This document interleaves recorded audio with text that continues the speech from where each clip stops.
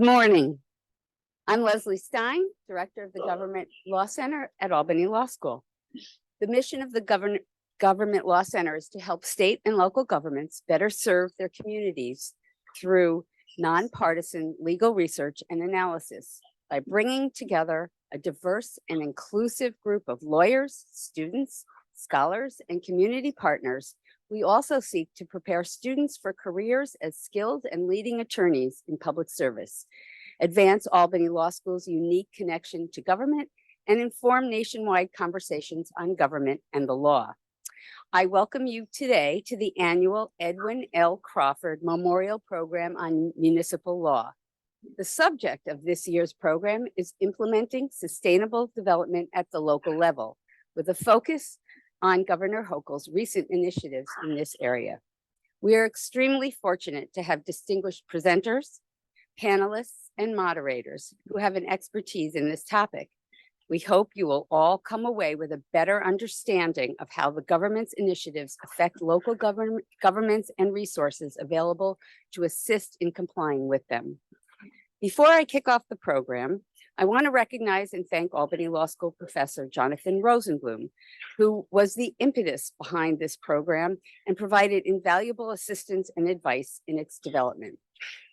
I also want to thank the Government Law Center staff members who were instrumental in bringing the program to fruition, including Government Law Center Deputy Director Patrick Woods, Legal Director Richard Rifkin, Publications Editor and Community Events Organizer Chell Miller, Program Administrator for the Institute of Legal Studies, Lisa Rivage, and GLC Coordinator, Tamar Reiner. I will now introduce Albany Law School President and Dean Cinnamon Carlarn, who will say a few words and introduce our keynote speaker.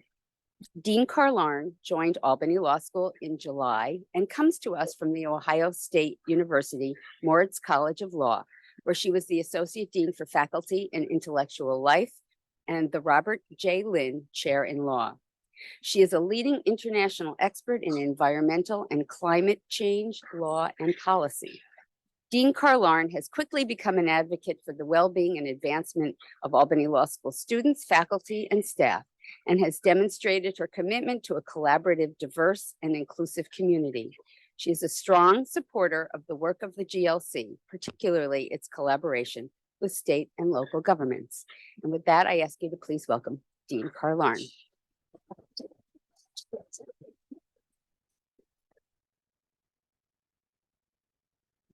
Thank you, Judge Stein. Good morning, everyone. It's really lovely to see so many of you here this morning. It's actually a fantastic turnout for a Friday morning, as well as the folks who are online, so welcome. I have the pleasure of welcoming you to Albany Law School for the Edwin L. Crawford Memorial Program in Municipal Law, which this year, as Judge Stein said, is focusing on implementing sustainable development at the local level. Today, you're going to hear conversations about topics such as statewide sustainability initiatives, the role of local government in building decarbonization, and the role of local governments in investing in renewable energy. It is really hard to imagine a more timely or a more pressing topic. And I just want to add a little bit of context, since this is an area about which I'm very passionate. So I want to add a little bit of context for the importance of today's discussion, and that is really the inevitability and importance of climate change and the imperative we all face to directly and very intentionally explore how climate change is going to shape our lives, our cities, and our communities. Put simply, as many of you know, we are living in a world that is defined by climate change. It pervades every aspect of contemporary life. It is a persistent current throughout our lives and increasingly throughout the law and through sustainability thinking, city planning, and our energy future.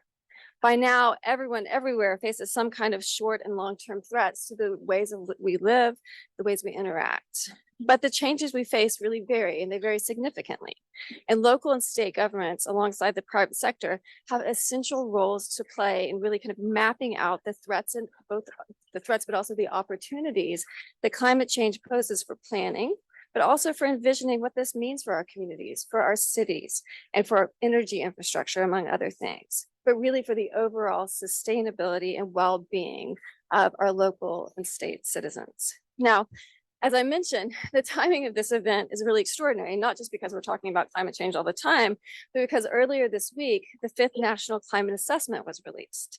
The National Climate Assessment is the US government's most important report on climate change impacts, risks, and responses. It's a congressionally mandated report that comes out every 4 or 5 years. And the report really provides the scientific foundations for making informed decisions across the United States, what we're going to be talking about today. And in key part, the 5th National Climate Assessment really tells us in clear words that the effects of human-caused climate change are far-reaching and worsening across every region of the United States. And it has a breakdown by region of what that looks like. It states that rapidly reducing greenhouse gas emissions can limit future warming and associated increase in risks, but it also cautions that without deeper cut in global net greenhouse gas emissions and accelerated adaptation efforts, severe climate risks to the United States will continue to grow. So put very simply, communities in the United States face very severe climate risks. No one is immune, but everyone has the ability to work to minimize the risk and envision healthier, more equitable, and sustainable communities. So now really is the time for communities both to prepare for the impacts of climate change and to be leaders and innovators in efforts to reduce emissions, to decarbonize and really advance sustainability. So today's conversation, which centers on really one of the most pressing topics of our time, and then to that end, it really promises to advance thinking, collaboration, and momentum. So I commend the Government Law Center for organizing such a really important event. And I thank all of our panelists and moderators for being here for this really important and just incredibly timely conversation. And with that, now I have the honor of introducing somebody who's been a key player in all of this important work that's happening. So I have the honor of introducing our keynote speaker for today, Doreen Harris, who since 2021 has served as the president and CEO of New York State Energy Research and Development Authority, much easier known as NYSERDA. Prior to becoming president in 2021, Ms. Harris served as acting president and CEO since June 2020. So she's been in that role for a little while now. But she's also held public and private sector leadership roles in a variety of fields, kind of focused on advancing clean energy projects and also working with engineering companies for more than 20 years. During her tenure at NYSERDA, she's held executive, technical, and policy positions, including vice president of large-scale renewables. In this role, she's overseen the state's nation-leading advancement of renewable resources under the Climate Leadership and Community Protection Act and Clean Energy Standard. And I was just saying, it's nice to be a New Yorker, especially coming from Ohio, where there's a lot less of this going on. Ms. Harris also spearheaded the strategic development in New York's offshore wind resources, including the execution of the state's offshore wind master plan, which again is leading nationwide. She was also instrumental in advancing and implementing the Accelerated Renewable Energy Growth and Community Benefits Act, which is modernizing the siting of large-scale renewable energy projects across New York. In addition, Ms. Harris serves as the co-chair of New York State's Climate Action Council, which is a 22-member committee that's preparing a scoping plan to achieve the state's very bold clean energy and climate agenda.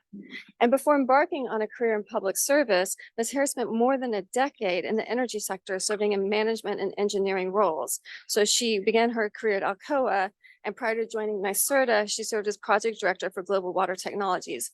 And that intersection of public sector and private sector work is really, really important right now when we see those that collaboration being more important than ever.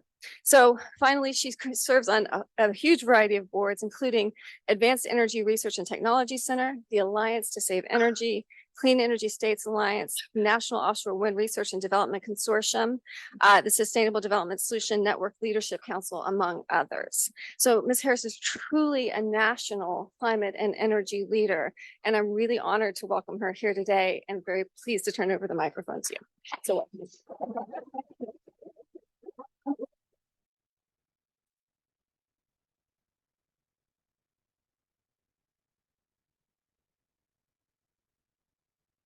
well, good morning, everyone. I'm honored to be here. Thank you, Dean Carlarn, for the introduction. That was long. I'm getting too old. That's what I conclude when I hear that. But also to Judge Stein and the Government Law Center for hosting this wonderful event. So you're not getting an attorney here, but hopefully you'll forgive me because I do try to make a lot of work for attorneys by advancing these policies. That's my primary goal in life. But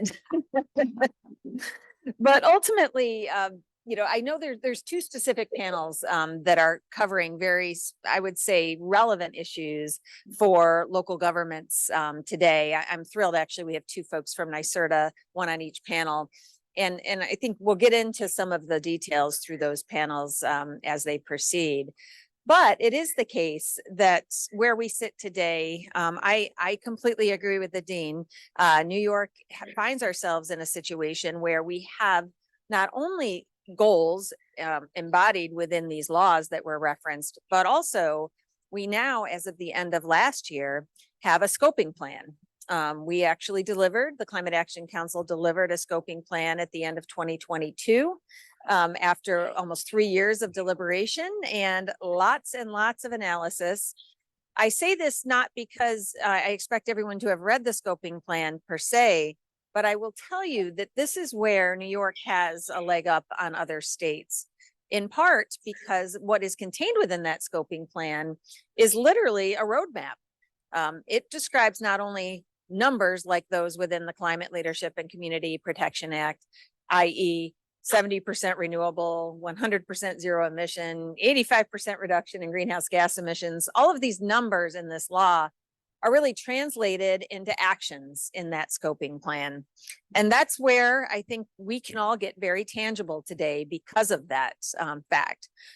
We now know as a state what it takes to get from here to there. And very specifically, what transitions are we expecting to occur across our entire economy in order to do so? And so that was really one of the very interesting things about the Climate Action Council's process, was that we had to start thinking about, as I said, every sector of our economy, because we literally cannot ignore any of them. Previous to that, much of government policy really has been based in the integration of renewable resources across the electricity sector. And that's good news. That's good news, and something I'm happy to talk about today, and probably very much on the ground what local communities are dealing with across our state. But I would say, actually, from the perspective of New York, the electricity sector is actually by far not the largest source of greenhouse gas emissions in our state.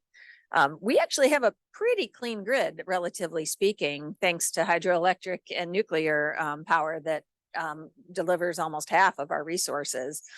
But it is the case that when we really look at every sector of our economy, we have to look at the really tricky things like buildings. You'll hear from Rebecca on how reality is with respect to building decarbonization, which is actually the largest source of greenhouse gas emissions for our state. We have what it takes from the perspective of the transportation sector. We have obviously a lot of resources that can be brought to bear for transportation in some instances, but in others, not so much. Decarbonizing aviation, ports, heavy duty transport, etc. That's tricky stuff. Industry, obviously, a lot of the electrification that we're relying on as a state may not apply in industry because of the high heat that is needed to produce certain components and parts. And waste, another huge challenge, and actually a surprisingly large contributor to emissions in our state. So I say all this because I know when I think about what we have accomplished as a state, it places us on the edge. I'd call it the forefront of this transition, in ways that when I meet with other states, or with perhaps you might meet with stakeholders or constituents, there is not always a roadmap that has existed elsewhere. We find ourselves in a situation where we are driving those changes and teaching others as to how to do it. And so I say all this because it is very true that we are in the midst of a transition that is not going to be simple, straightforward, or easy by any stretch of the imagination. And I say this also because I know fundamentally that many of the local issues that we deal with are extraordinarily relevant in this transition as well. When we think about change, it is true that one of the most challenging things about our climate law is actually the pace of change that is necessitated to achieve its outcomes. And when we think about goals like a 40% reduction in greenhouse gas emissions by 2030, when we really actually think about what that means on the ground, it means that, today, New York State, maybe electric vehicle sales are around 10% of sales. They need to literally be 90% by 2030. Same thing with heat pumps as we think about buildings. Literally by that same year, there needs to be a literal transition from about those same numbers of EV sales to heat pump sales. Similarly, our grid right now is 27-ish% renewables. To get to 70% renewables by 2030, by my math, we are running out of time to get those projects identified, cited, and constructed and delivering. And so, yes, we establish these goals because it's important to set markers for the economy to transition. I would say setting goals in 2050 is a much different thing than setting a 2030 goal. And that's where I think we see very practical challenges on the ground and realizing those transitions at that pace. And so let me talk about two specific sectors of our economy, really thinking about the panels that you'll be hearing from later today. Obviously, although the grid is not a large contributor, relatively speaking, to our emissions, it is really where all of this starts and stops with respect to this transition, because we are looking at literally a doubling of our electric load as a state over the coming decades. We're looking at actually a very significant shift in the way we use the grid too, though, because we will be using these heat pumps in the wintertime, right? Cold climate here in New York. That means fundamentally the grid itself is not only needing to be more flexible, but it actually is expected to peak in the winter as opposed to the summer as it does now. And so we have been hard at work for many, actually now it's a couple decades, really getting renewable resources moving toward those outcomes. But the pace necessitated by the CLCPA is really where I think the very beginnings of this transition became quite evident to local communities, because suddenly we at NYSERDA weren't awarding 1 or 2 or 3 large-scale renewable projects a year. We were awarding, 20, 30 projects a year. And oh, by the way, we have the New York Sun program that's pushing thousands of distributed solar projects across the state. And so very quickly, we began to see these impacts on local communities, both with respect to sort of handling the scale of those projects, as well as the responsible siting, permitting, interconnection, and beyond. And that's where the Accelerated Renewable Energy Growth and Community Benefit Act came from. The idea was that we need to streamline and I would say standardize the permitting of these projects, but also to leave communities with tools that can be used for their own deployment of these technologies as well. We at NYSERDA, and you'll be hearing from Jen Manier later today, she really has led our community siting team, recognizing that we both need guidance, tools, funds, resources, et cetera, for host communities that are needing to be informed and ready to site these projects. And of course, now energy storage has inserted itself into that need, I'd say that basket of needs as well. We also know with respect to siting that we need not only to access community governments, municipalities and the like, but literally citizens at large. And that is an exceedingly increasing need that NYSERDA is working toward, is really providing objective information to the public. Because although there is very strong acceptance of the facts of climate change at this point, doing something about it is actually quite different. And that's something that objective information can be useful in aiding in that transition. And it is also the case, I'd say, sort of focusing on the grid, that it is not easy going. If folks haven't been following, there is a very significant dissonance, I would say, in which the renewable energy industry in the near term has extraordinary challenges, economic challenges that it is facing, such that we are likely to see attrition in our contracted portfolio. There's been actions at the New York Public Service Commission recently around these issues of inflation and supply chain and interest rate challenges. Fundamentally, we at NYSERDA are responding quickly to those challenges, both with a whole group of new project awards, but also ways in which we can assess the status of our portfolio and calibrate accordingly. But I'll say it's going to mean a couple of years where it's not super crystal clear which projects are moving and which aren't, and on what timelines and with what impacts. And I'd say that is also challenging because being dynamic in that way, we've really, I think, benefited from a renewable energy industry that was delivering. And in this instance, we've got a period of some disruption, which is somewhat odd to say, because at the same time, we actually have extraordinary tailwinds from the federal government with respect to various policies, the Inflation Reduction Act being central to them, that really create long-term market conditions that are favorable to the industry as well.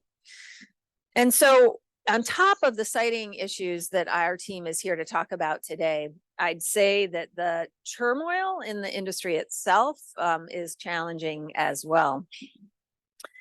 And so there's more to come.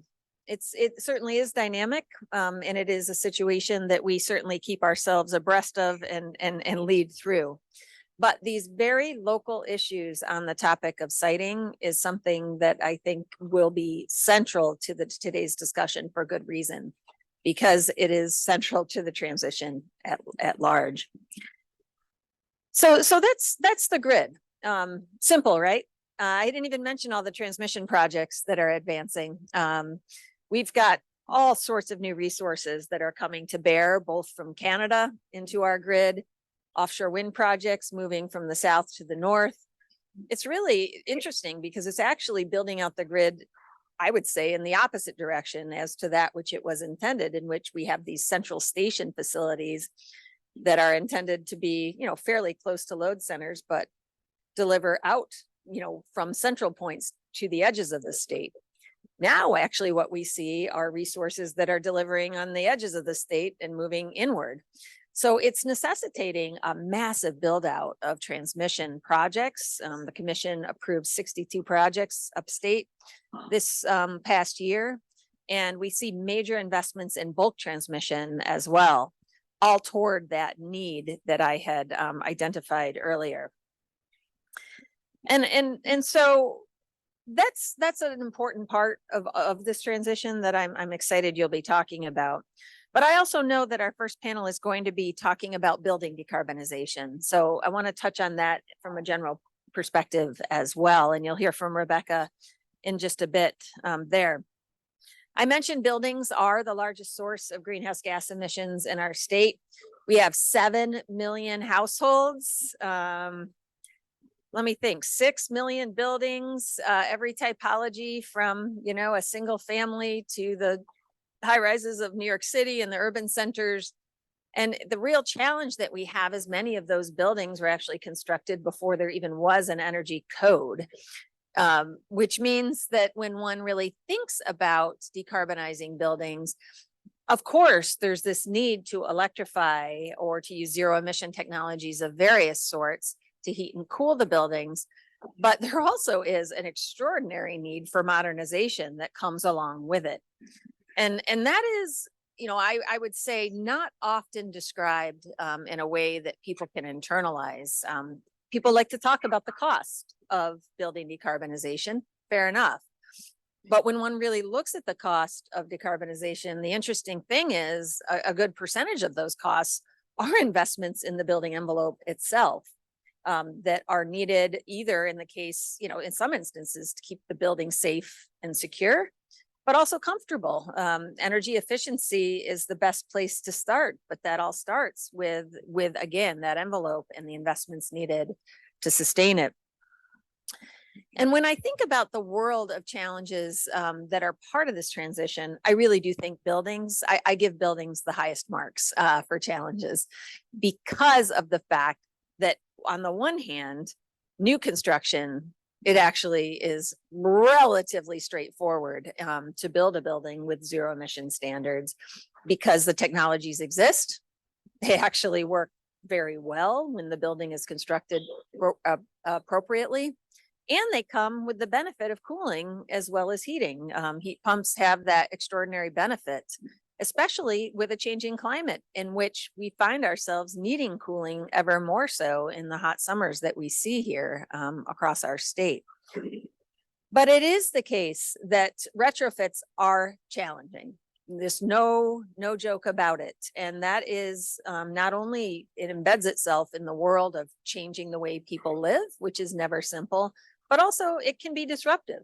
So you'll hear, I'm sure, in the panel about ways that that can be minimized and ways that we are actually funding investments in this realm, both for those, as I say, low-rise structures, but all the way up to the high rises in the city centers. But we do need to really get at this from both directions. And by both directions, I mean, yes, it needs to be the carrot and the stick, the standard and the incentive. Because when you think about buildings, yes, we need to help, particularly low-income New Yorkers, with the transition through various programs, but it also needs to come through the codes, because there's really no two ways about it. You have to begin the ways in which these projects are planned to those standards and really build on it. So we are the first state that has advanced legislation for zero emission new construction, starting with low-rise buildings and then moving into those more complex typologies in the few years later. But the reason to start with new construction is just that. It's the easiest place to start. We can start with the process of education and deployment for code officials and those that are actually building these buildings. And of course, we can be building from that into the retrofit market as well. We construct about 40,000 new housing units annually in the state. So relative to my number of the millions of households, it's, I suppose, a bit of a drop in the bucket, but it is an important one because it allows us to create the preconditions for the scale that we will need to be deploying across the built environment. And in doing so, we really need others to be coming along. So utility programs are central to how we get from here to there in buildings, and NYSERDA partners with utilities across the board for various programs. But it is also the case that we need other states as well.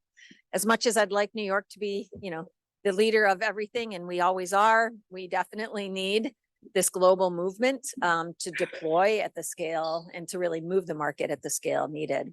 So actually during Climate Week, I participated in an event with the New York Climate or with the US Climate Alliance, in which we collectively committed 25 different governors to be deploying 20 million heat pumps across the coalition by 2030.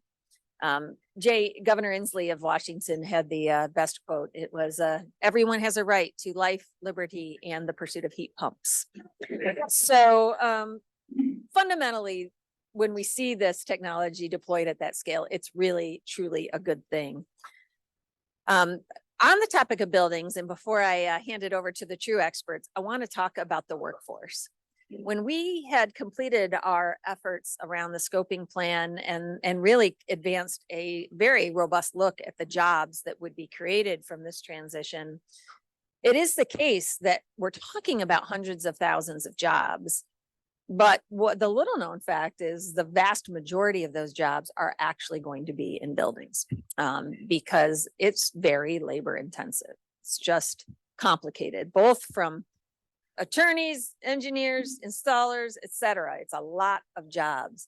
And I say this because we do not have the trained workforce necessary at the scale to really get to these goals writ large, but it is particularly true from the perspective of buildings. So we at NYSERDA deploy hundreds of millions of dollars toward workforce development programs, but I'd say notably and consistent with New York's climate law, we do so really focusing on underserved communities. The climate law requires at least 35% of the benefits of our investments go to disadvantaged communities. That's particularly true with workforce development. And this involves everything from the training itself to the wraparound services that are necessary to bring these workers to those training opportunities.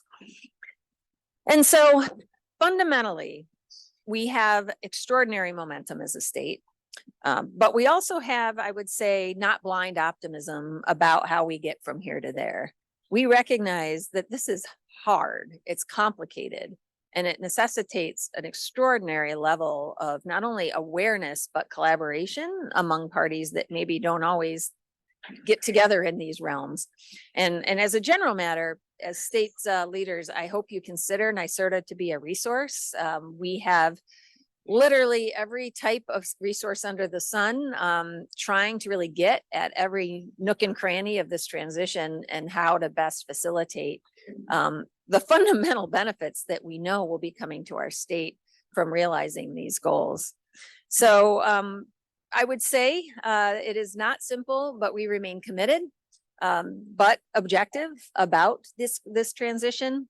I'm thrilled you're here today to continue to learn along with us, and so thankful for the opportunity to kick off today's convening. So thank you so much.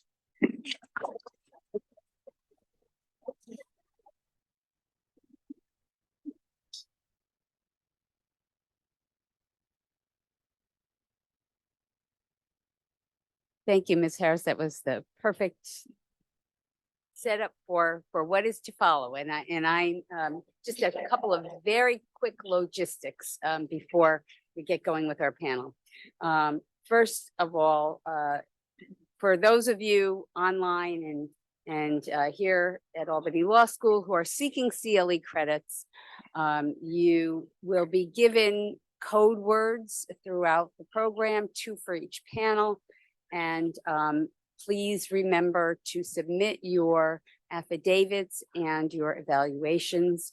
And the other, just I want to briefly mention that we hopefully will have time for some questions from the audience. And if for those of you who are on Zoom, you will do that through the Q&A tab. The chat room will not be available, correct? Okay, all right. Great. And so let me just introduce very briefly the moderator of this morning's program, Albany Law School Distinguished Professor of Law, Keith Hirakawa. As is set forth in his bio, which is part of your program materials, Professor Hirakawa teaches and/or writes on numerous subjects, including environmental and natural resources law and land use planning.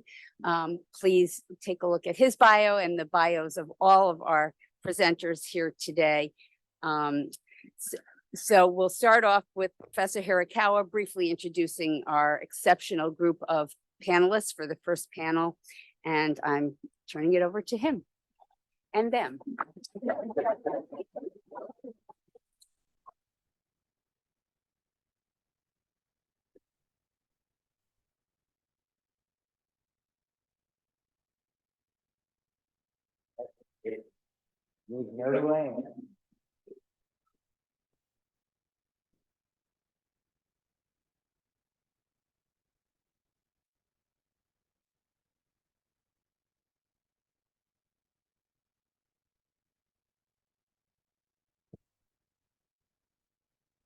So good morning, everyone. It really is an honor to be here at such an important event with experts in the field. This panel will be discussing the role of local governments in building decarbonization. We're focusing on local governments for a variety of reasons, not the least of which is local governments are at the front line in dealing with the changes that are coming, that they're answerable to where these injuries and changes are felt the most, right? Where successes and failures are the most apparent and evident. And what we'll be talking about today are some things that are must-dos, but also contextualizing that in where the can-do is a really important question, maybe as important as the must-do. Our panelists today bring a wealth of experience and perspective and just knowledge about what the building decarbonization question involves. And so the way we're going to structure this morning is each of our panelists will have an opportunity to give some remarks for a few minutes, and then we'll engage in some questions that we can hear from the panelists across the panel, across the different perspectives. And so it really is my honor to introduce the panelists, and I'll introduce them one at a time very briefly. I do, if you want to hear more information or learn more information about them, certainly take a look at the program materials and their bios. But first, we're going to hear from Rebecca Philby. She's the new construction program team lead at NYSERDA, to tell us a little bit about her perspective on this.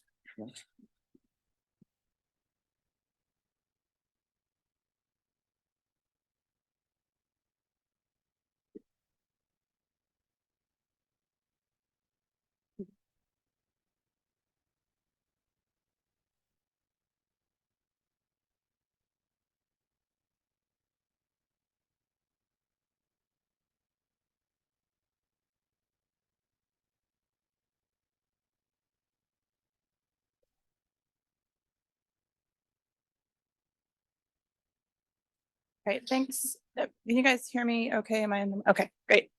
Good morning, everybody. I am Rebecca Philby. I am the team lead for new construction, which is a team within our clean and resilient buildings area at NYSERDA. I'll speak a bit about some of our buildings work broadly, but then afterwards, I'm happy to talk your ear off about new construction separately, but certainly want to touch a bit on NYSERDA's role here. I think we're stretching the definition of local level a bit, but I think it's helpful for me to provide that state perspective that sets up my fellow panelists to get into more of the details there. Okay. Wait, if I do that, there we go. I'm good. Good. Okay. So I'll start with, and Doreen, as always, teased this stuff up in a great way. She touched on the Climate Act in her remarks. But as she mentioned, the Climate Leadership and Community Protection Act, which was made law in 2019, really sets a course for how our buildings, infrastructure, and communities will shift. I won't read through every goal or stat on here. I think the important ones for the buildings area, as she touched on a bit, would be the emissions reduction, given how much of a contributor to greenhouse gas emissions our buildings are across the state. And also that last point on here about reducing 185 trillion BTUs of on-site energy savings by 2025, achieving that energy savings in an on-site way. So that's certainly where the buildings area focuses our attention. And I think, although it's not on the slide, it's important to note that the Climate Act requires a minimum of 35% of the benefits, with a goal of 40% of the benefits to go to disadvantaged communities. As part of our work across the state, we absolutely keep that focus in mind to get to the point about getting toward climate justice or towards just transition.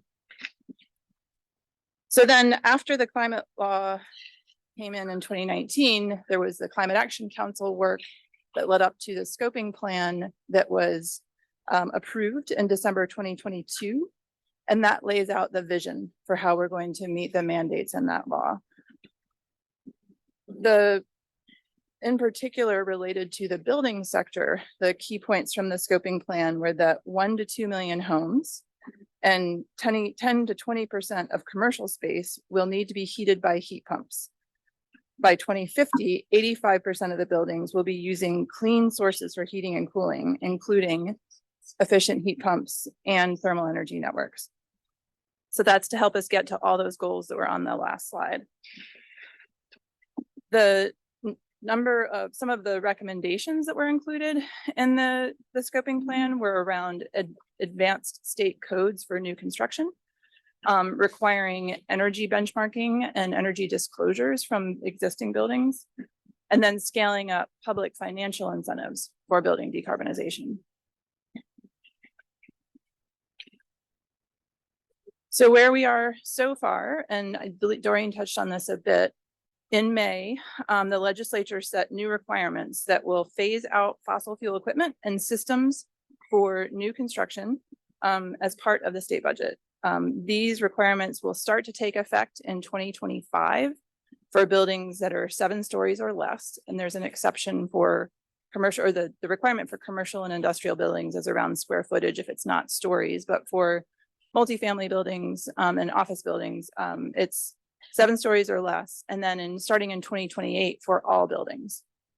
That means that they cannot rely on fossil fuels to heat or cool the building, or to for domestic or for hot water in the buildings either.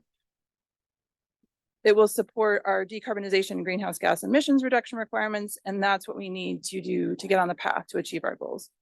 In terms of code advancement, and I guess I should also say, NYSERDA does not enact or enforce these codes. We are working to provide the information around them. We are not a regulatory body, but we work alongside parts of the state for that. So for instance, we partner with the Department of State to propose new codes that will increase efficiency, improve comfort, and provide resilience. So that gets at appliance standards when refrigerators or lighting, those kinds of equipment standards are set to help meet our energy goals as well. You might have been aware of some of the public forums on codes that have been happening recently around the state. There's going to be more opportunities for people to participate in those going forward, so you can keep an eye out on that. We also realize that municipalities are swamped already and need our help in terms of this code compliance effort. As these codes are changing, we have been helping to partner with local code officials to test and deploy new compliance and enforcement techniques. So trying to move forward with systems that improve outcomes. Also trying to reduce errors and save time in the permitting process. We understand this could be a big lift, and NYSERDA's expertise and resources want to be there to support that effort. We'll be expanding more of those in the coming year.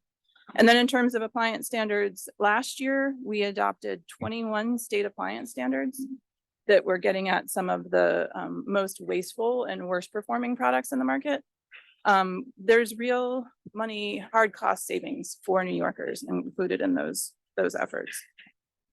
So in terms of the actual buildings side of things, what you see listed here on the screen kind of gets at that existing building offering that NYSERDA provides. Our work kind of comes out in technical services that we either coordinate or directly provide, as well as funding of certain through incentives, but also funding demonstration projects. So what you see here talks about our offerings on the residential side, in particular, the Empower Plus program, which supports efforts for low to moderate income programs. I won't read all these to you, but you can see that we cover a range of areas there. We're hoping to reach 20,000 households this year with these types of energy efficiency upgrades, which will continue to ramp up as we meet our Climate Act goals. Some of our other offerings, again, technical studies to help buildings become more efficient. It's usually a cost share situation where a building can come to us. And I like the fact that Doreen pointed out that building upgrades aren't just because we're trying to force a new code or move to a new standard. These buildings need upgrades anyway, or these buildings need to be able to provide a comfortable living or working environment anyway. So it's across the board with the work that's happening in building improvement. We're also funding a Clean Green Schools program for under-resourced public schools to decarbonize their building portfolio and improve indoor air quality.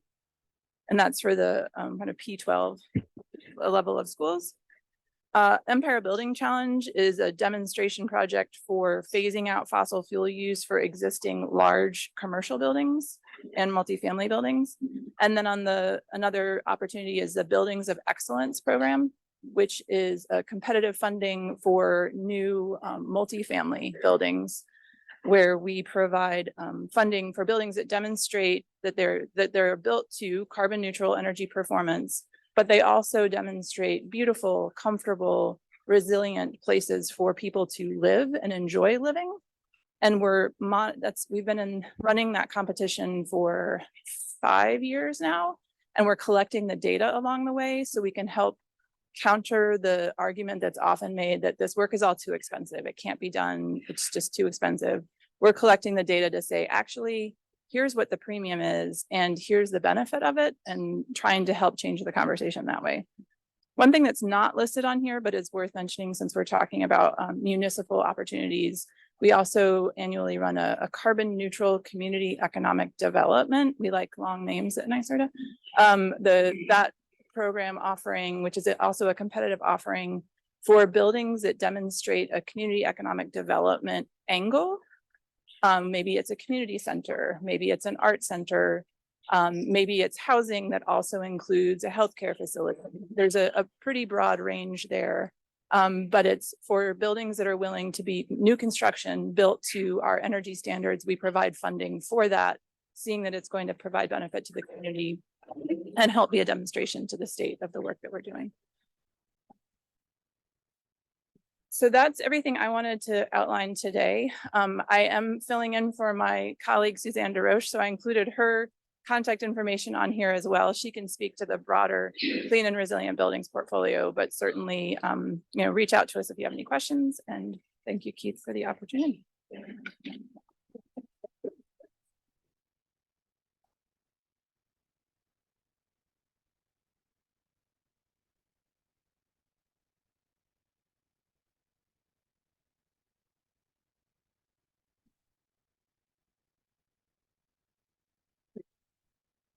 All right, thank you very much. Very interesting.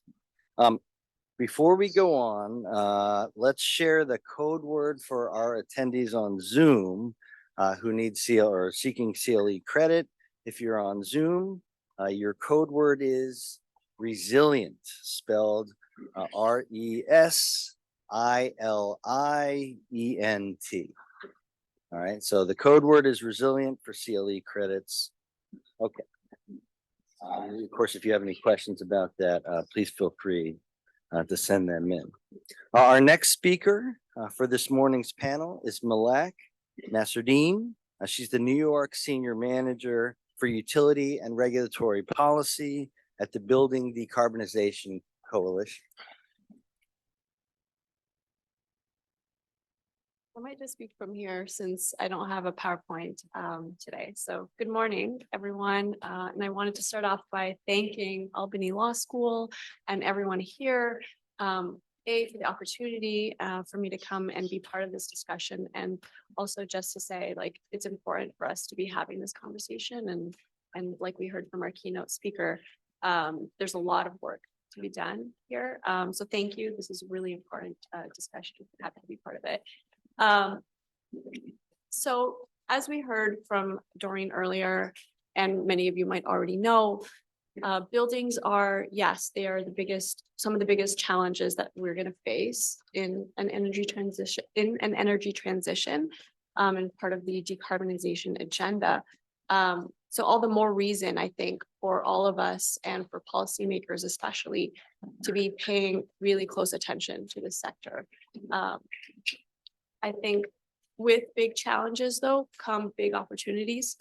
And so we have to think about ways in which we can design and implement policies that can help not only, decarbonize buildings in this case, but also create and lead to a more sustainable and resilient building stock in New York. We heard that we have one of the oldest building stocks in the state. We have a lot of buildings. And also there's a lot of climate challenges and threats that are threatening this building stock. And so I think as much as there are big challenges, there are big opportunities. So I want to just remind us of that optimism and making our buildings more energy efficient and more resilient is also going to lead to better quality of life, better indoor air quality, outdoor air quality. And those are all really important and key things, I think, that factor into a lot of the issues that are pressing for us today and pressing for policymakers, especially when we're thinking about the housing crisis, for example, because it's not just a crisis of not having enough housing stock, but also the quality, right? The quality of life for folks who live in these homes that, that are suffering, right? And so this is an opportunity as much as it is a challenge. In terms of actual design and implementation of policy, I thought I would just quickly focus on two really core principles that I think should be front and center in designing programs and implementing programs. And when we're thinking about how do we decarbonize our buildings, how do we transition off of this heavy reliance on fossil fuels? And each of these, I think, can be the subject of their own symposium or, just a long discussion. But I think important for us to keep front and center, and those are affordability and equity. So affordability, we heard a lot about the costs, and you'll continue to hear a lot about the costs entailed in a transition off of fossil fuels for buildings. And then equity also being very closely linked, right? Both of these concepts are very closely tied together because you can't have equitable policies if they're not affordable, right? People have to be able to afford this transition, and we have our work cut out for us on that front. So I think this is a really important area of focus for policymakers and all stakeholders in general. We need to find ways to keep costs manageable and affordable for everyone. And that's, a core principle for making sure that our policies are equitable. So I think some examples of recent sort of policy that we're seeing that, in this effort of trying to make this transition more affordable include, for example, in the draft New York Heat Act that is still pending before the legislature and hopefully will be in the coming legislative session is, setting a certain cap around how much of an energy burden should customers be, bearing on their utility bills, for example. And then also we need to think about and some of the programs I think that Rebecca spoke to and other programs that we see at NYSERDA and then also being deployed by our different utilities across the state have different they play different functions, and we need to make sure that the folks that really need these programs the most are going to be the ones that are accessing them. And I think that's the case with a lot of the NYSERDA programs, maybe not as much the case with some of the low to moderate income programs. And so I think there's a lot of work that can be done there. And we need to find, as a society, ways to unlock more sources of funding. Right. This is it's not a cheap transition. It costs money, and there are a lot of good incentive programs out there, and hopefully soon more will be coming. But in the meantime, we need to be thinking together as a society about how we can find and unlock more sources of funding. And then how can we increase awareness and access to what currently exists, the programs that are out there? Because I think, like a lot of things these days, accessing these everything is hard, right? Accessing all of these programs is hard. Trying to find what financial incentive programs you might be eligible for as a household can feel like a maze. And especially when you add that on top of all the other things you have to do, and trying to figure out what you might be eligible for, what you might not be, how to coordinate, some of these different programs and getting access to building retrofits and heat pumps or other technologies that you might use when you're trying to think about how you might transition your home off of fossil fuels. It's a lot. It's a whole project. And so the more that we can do as as policymakers, as program designers and implementers, to increase access and streamline, that's going to be really key. And also all of this ties into the equity piece too, because there are a lot of vulnerable populations and communities who can really least afford this transition. And they also tend to, have the least amount of time and resources to devote to figuring out what incentive programs they might qualify for, how to go about coordinating them and getting access. So just thinking about how we can deploy these programs that currently exist in a better, more streamlined way, I think is very important. While recognizing that it's great that we have, programs to begin with, and there's actually a lot that's being looked at the Public Service Commission right now. They are currently in the process, just for anyone that's interested, in reviewing about $5 billion worth of financial incentive programs through this building electrification and energy efficiency portfolio. that utilities and NYSERDA manage. And so they're going through a review right now to determine how these funds should be allocated across different financial incentive programs over the course of 2026 through 2030. So for anyone that's interested, that's somewhere we really want to be paying attention and providing input. And then really important to the affordability piece, I think, is thinking about ways to leverage economies of scale. So this transition, to make it more affordable, it has to be done at scale, right? And what that means can vary, but the more we can scale up and sort of find efficiencies, so to speak, in this process, I think that's going to help bring down costs and help also in terms of like creating access, streamlining. And an example that has come to mind recently that I came across is the city of Ithaca, New York, which a few years ago passed legislation to become a net zero city by 2030. And so in pursuit of that, they have been trying to essentially do this, where they're leveraging economies of scale, trying to find all certain buildings that kind of fit the same profile. So like schools, for example, or all churches, or different types of buildings that have similar energy needs and might require similar upgrades or retrofits, to have all of those kind of be transitioning and getting upgraded and retrofitted together. And so by doing that, you create the demand, right, in the scale. You then have more purchasing power, and you can then coordinate a lot of these different moving pieces together. And that would be key. And one of the ways they wanted to ensure doing that was through a consortium of when they were asking for proposals, was that you had to kind of come to the table with like a sort of a whole home proposal. So I think that's something to really think about for localities and for everyone, policymakers. How can we leverage economies of scale better? Because right now, the way things are going is not sustainable in terms of the pace and the cost, right? We want to really bring costs down. This is an important way to do it. And so thinking about either scaling up retrofitting, upgrading buildings of similar profile all at the same time, or transitioning whole neighborhoods, right? So you'll hear this concept, if you're paying attention to this realm enough, you'll hear this concept of neighborhood scale.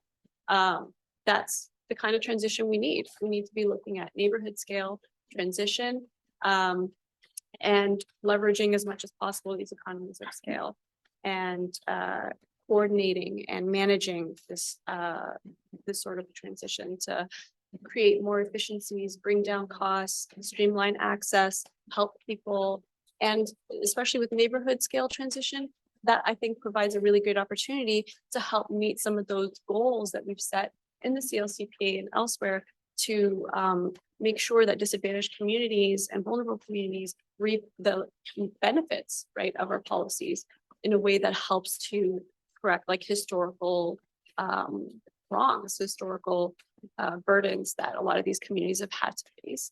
So, you know, thinking about neighborhood scale transition in that context too is a helpful way, I think, to imagine building in more equity and affordability in our policies. I'll turn a little bit more to equity now, just very briefly. There's so much that can be said here and needs to be said. But I think in addition to keeping costs manageable, we also have to be carefully considering sort of the impacts that our policies have on different communities. Different communities are going to have different needs, different, disparate impact, and we need to make sure that our policies going forward are not going to continue to perpetuate some of the historical challenges and disadvantages that a lot of these communities, especially the ones that are very vulnerable, have had to face.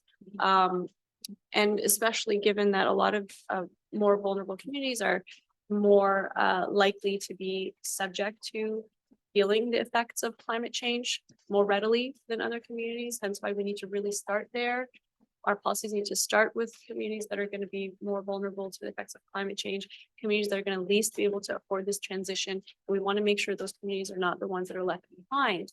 And one good example that, that comes to mind is, and for those of you that are familiar with the sort of the gas system and how ratepayers, customers kind of subsidize the system across the board for everyone, as people start to transition off of gas, right, to electricity and gas alternatives, there's, at some point, we're going to have a dwindling pool of ratepayers left on the system that are going to be subsidizing this system if it doesn't get downsized, right, and continues to exist. And as a result, if we're not careful, what happens is like the early adopters and people that can afford and get off of gas system and aren't going to be as reliant are going to be off of that, and then you're going to have more vulnerable communities that are left on the system, having to potentially bear a heavier energy burden, right, to subsidize the continued operation and safe operation and maintenance of the system.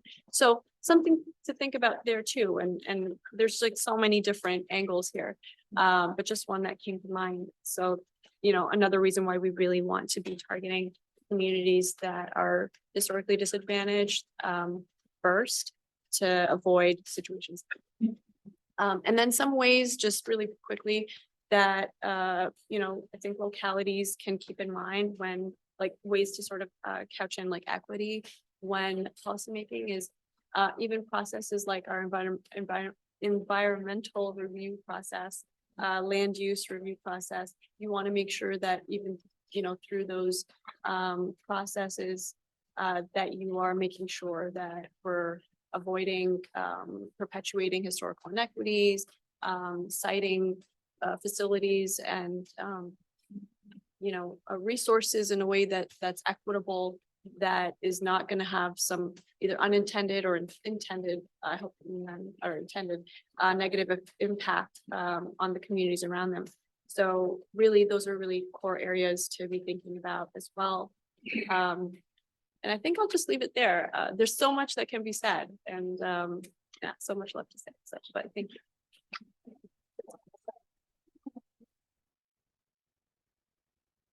Good morning.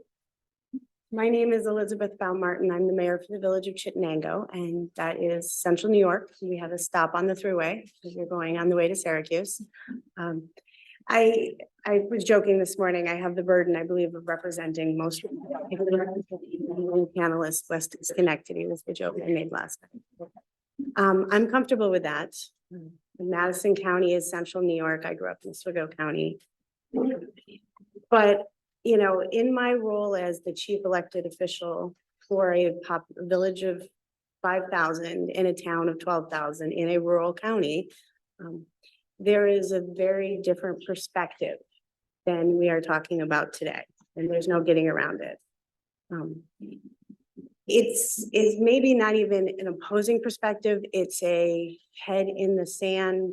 This will never happen. I don't have to worry about it. But then again, they don't have to worry about climate change either, because it's, as a concept, is too big of a concept for most people who spend their days getting up, getting their kids to school, going to work, coming home, dealing with family, dealing with everything else that they have to deal with. And so it may be just their hope that they won't have to be burdened with it. But as the mayor of a village whose the 6 founders decided to put it in the middle of a floodplain, I am acutely aware of the incoming burden of climate change and what it's going to do for both our downtown residents, which are mostly lower income. And for some reason in the 70s, they decided to stick a whole 100-house community right there in a floodplain. And I deal with that day in and day out.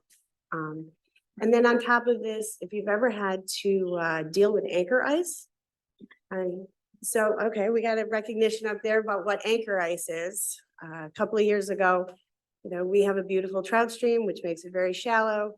When you have these warm days and they go to the extreme cold, anchor ice forms. And I believe there's only 2 researchers who are even studying this topic.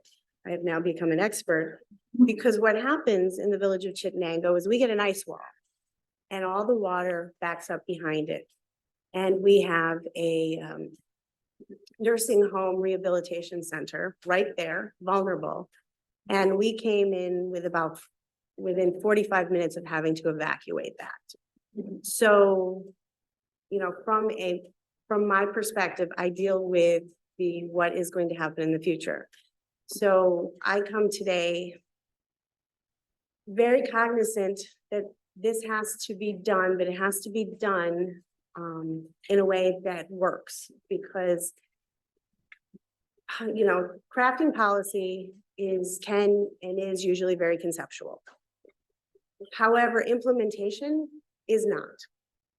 Implementation, and I have been part when I was a planner at Oswego County, I have seen the best projects fail miserably.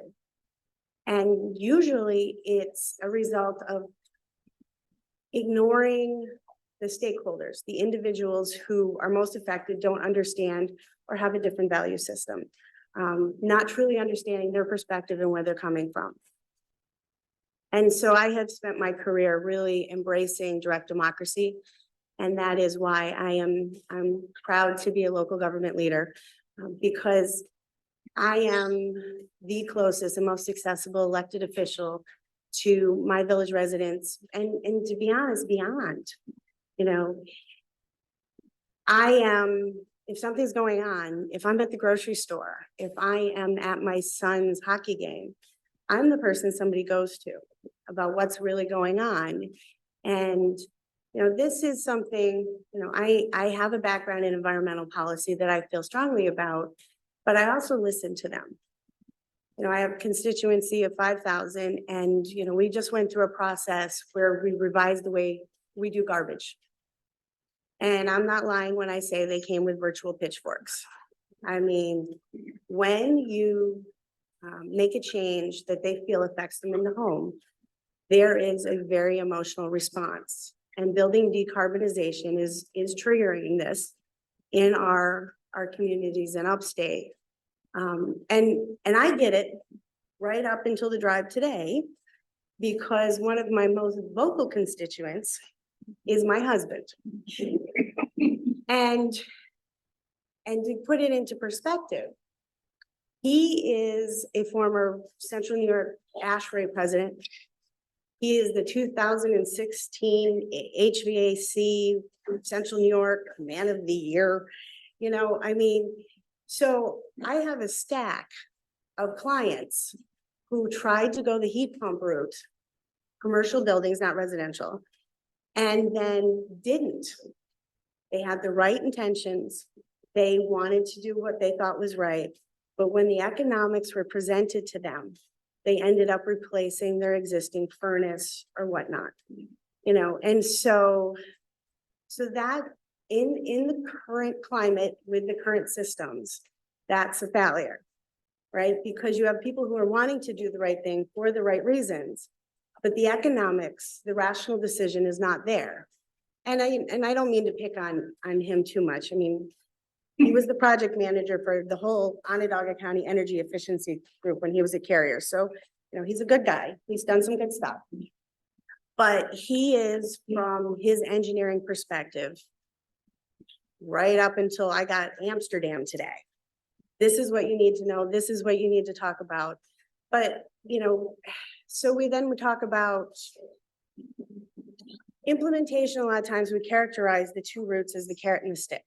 Right. So the stick, obviously, in this perspective is going to be the code enforcement that comes down, the regulations for new buildings, retrofitting buildings. And, you know, unless somebody can tell me otherwise, that is going to fall on, in the village of Chittenango, my code enforcement officer, Jeff Gear, who I will be absolutely honest to you is really an EMT. He is a code enforcement officer because we give him the flexibility to be the only volunteer EMT in the village to be on call. When there is a crisis. We don't pay him a lot. He's never been a contractor. And he's doing the best that he can with what he does. And I'm not alone in this. Resources are limited, and I really sometimes question the training he comes back with. But, these are all things that the Village of Chittenango is working on. I organize a coalition of mayors of Madison County. And we work together trying to share resources, you find at this level that most people who are doing it are not doing it because there's some political power. It's for the community service, the public service. And so, we're all trying to work together. Chittenango is, I believe, and maybe NYSERDA can correct me, but I believe we're the second municipality to even sign up for the Smart Communities program. Casnovia went first. We're trying to follow in their trail. We just finished our 4th project that we can report. We were doing stuff last night at our village board meeting. For me, the installation of the EV charging stations, which was a no-brainer, absolute no-brainer. I mean, that's a win-win across the boards. We're moving towards electric vehicles, you're encouraging electric vehicles, but that for us was a downtown revitalization effort. We want all those Tesla drivers and we have 15,000 cars go through our downtown every day. We want them to stop. We want them to eat in our restaurants. This is a win-win. That process for me was a fail. It was an absolute fail. Our contractor got the full $15,000 for the first set. We can talk about that. But the $15,000 for the first set in one of our public parking lots. And we went through National Grid's program for the other one in the municipal parking lot. And if you go through the paperwork, there is $6,000 in concrete. Because looking back, we should have just hired an electrical contractor ourselves, done the work, because we probably would have done it for $1,000. The Village of Chittenango paid $1,000 to this contractor, and he got the rest of the check. And I shouldn't diss him because he actually is located in the Village of Chittenango. But the actual cost of implementing that and the incentive was just a big, and that to me is money that could have been spent somewhere else.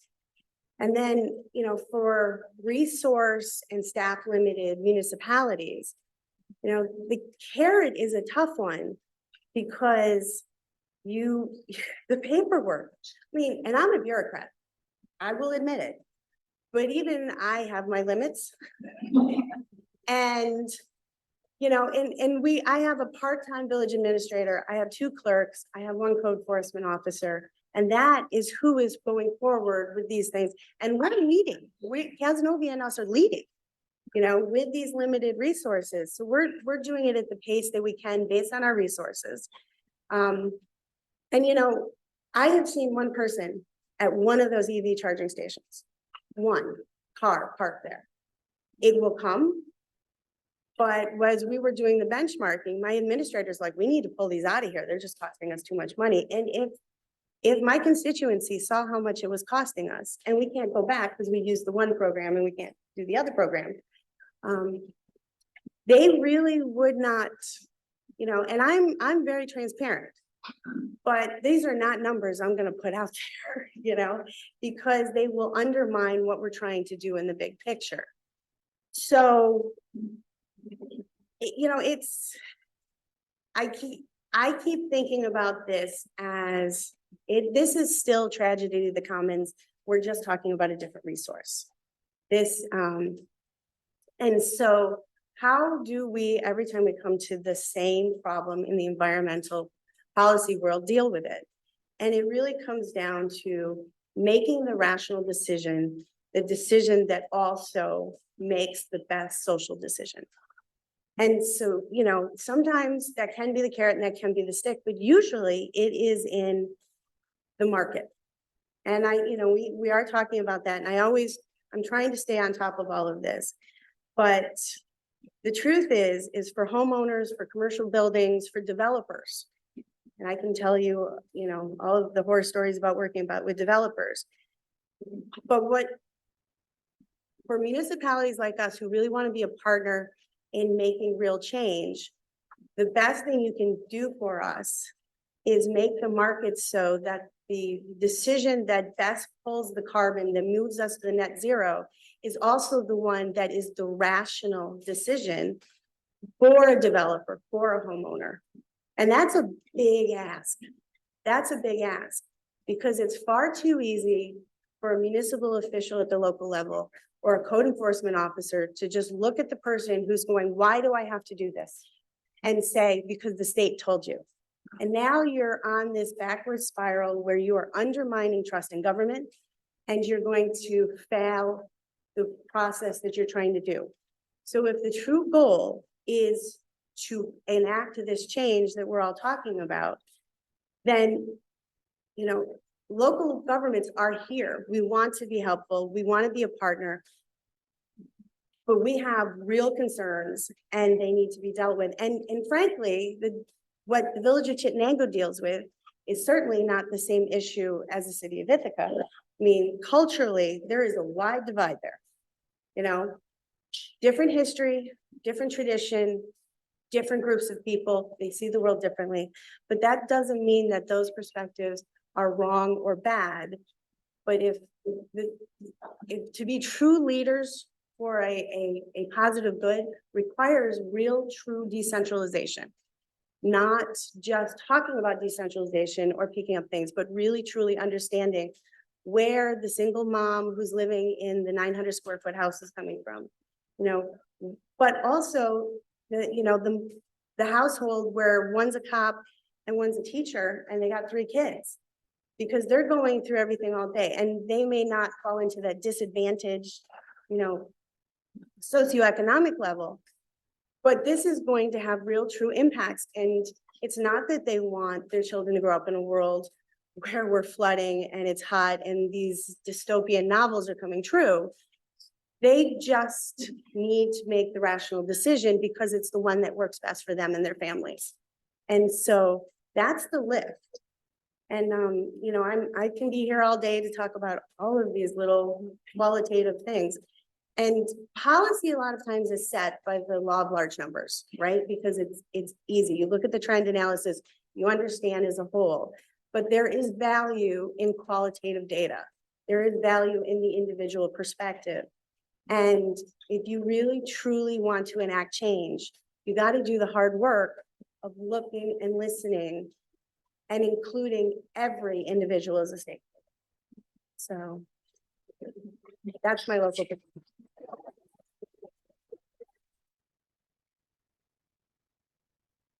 Thank you very much. These were fantastic remarks. Yes, sorry. So what we'll do is maybe a couple questions. If you feel like you have something to say on it, you don't have to answer or engage in this, but of course, hopefully it's interesting to you as much as it is for us listening. But one of the things we ended up in seemed like it had a lot of components to it for how we move forward. One of them seems to be a sort of informational deficiency or a perspective issue. And I'm really curious about the degree to which your organizations and agencies engage in informational campaigns and educating the public, and whether either you're doing enough or whether it is enough to avoid using the stick. Right?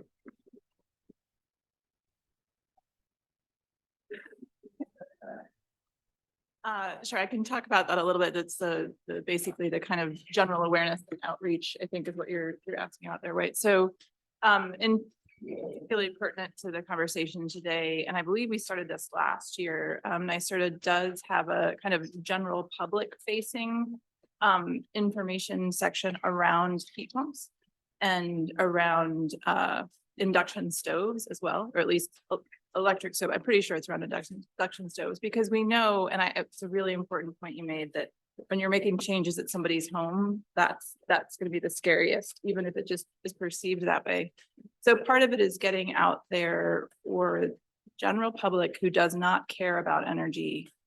Really, they care about their lives, and explaining why these changes are happening or might be happening, and that there are benefits and opportunities. There are going to be challenges, but helping people get past some of the perhaps myths or misunderstandings So that's something that I believe NYSERDA is working on through a website offering, through some social media advertising, I think, as well, some other information, but we're also partnering with the utilities on that as well, so that the messages across the board are around opportunities to decarbonize and what it means for individuals.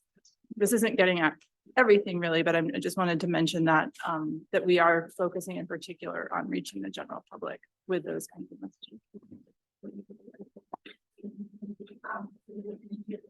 So I'll throw in an anecdote, because social media web pages, I understand that's how we do outreach, in this world, it's limited.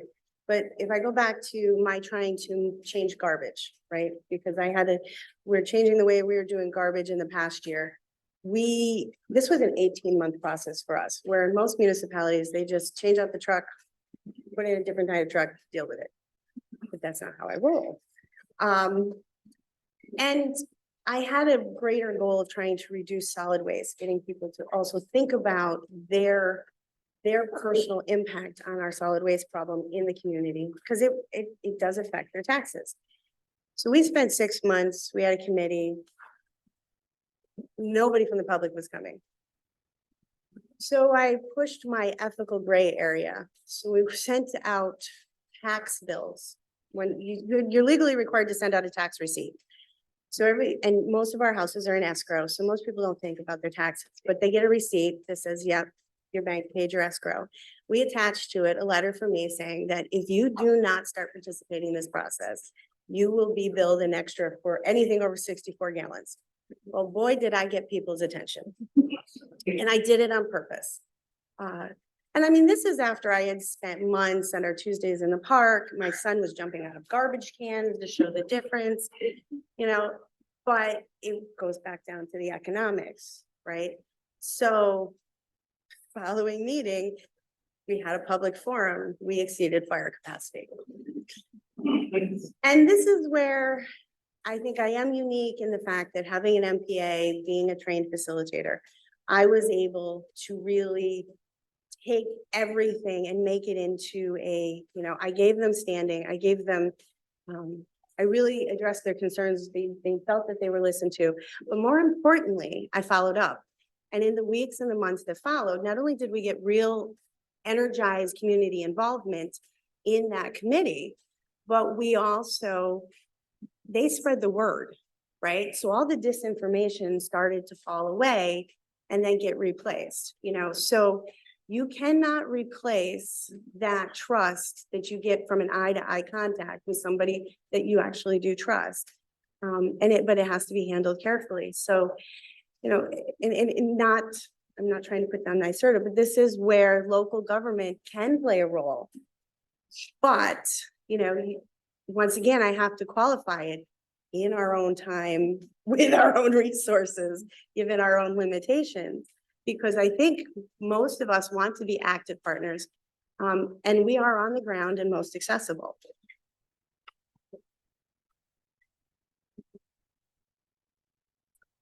I guess I'll add just that one additional way, and this is sort of getting a little bit away from the direct discussion, but an important consideration too, in terms of awareness building is, and this is something that Building Decarbonization Coalition is really trying to do, is convene all the different kinds of stakeholders and bring them to the same table. Because oftentimes policymakers are in a silo, local government in a silo trying to implement things on the ground, customers and homeowners and different folks also sort of in their world.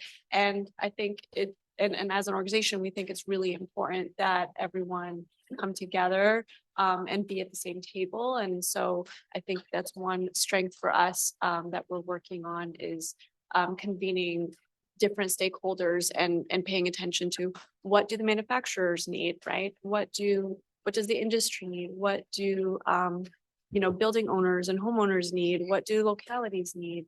What are ways that we can sort of bring these things together? What do agencies and policymakers also need? So yeah, just wanted to kind of add that, and just to say that, in addition, just like BDC doing this, I think it's important in general to be sort of bringing all the different stakeholders to the table. So just to follow up on that, if it's okay, one of the things that we find is that participation from stakeholders is a lot of work. Maybe we have time for that, but are we seeing enough success in stakeholder participation that it's worth sticking with that? And again, avoiding the stick.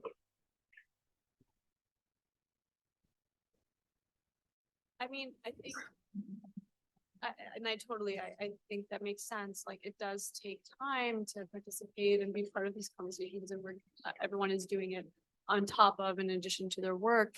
But I think for something that is going to be so impactful, and that, as has already been mentioned on the panel, can be for a lot of people, like a scary thing, like, you're changing things in your home, you're changing up the way, for many, many years we've done things. And so while yes, it takes up time, it takes resources, it's important because it's better to be at the table, better to be heard than somehow left behind in this conversation, or somehow not have those views represented. And so I get that it is time intensive, but hopefully fruitful and worth that time. And that's the goal, right? With convening these stakeholders. Anybody else will jump in on that? No. Okay, well, so it seems like from some of the comments that existing builders, so we have progress being made on new buildings, a lot of need and progress being made on existing buildings, on modernizing existing buildings to retrofit. How much can we expect? And what are the major challenges from modernizing existing buildings?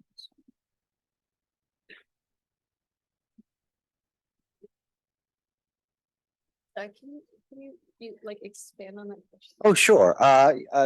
So we have, what can we expect in terms of gains, in terms of buy-in, in terms of, are we seeing a lot of interest? Because I think one of the points was some of the affordability issues, the existing home, it's cheaper to stay in the existing home than go to a new home.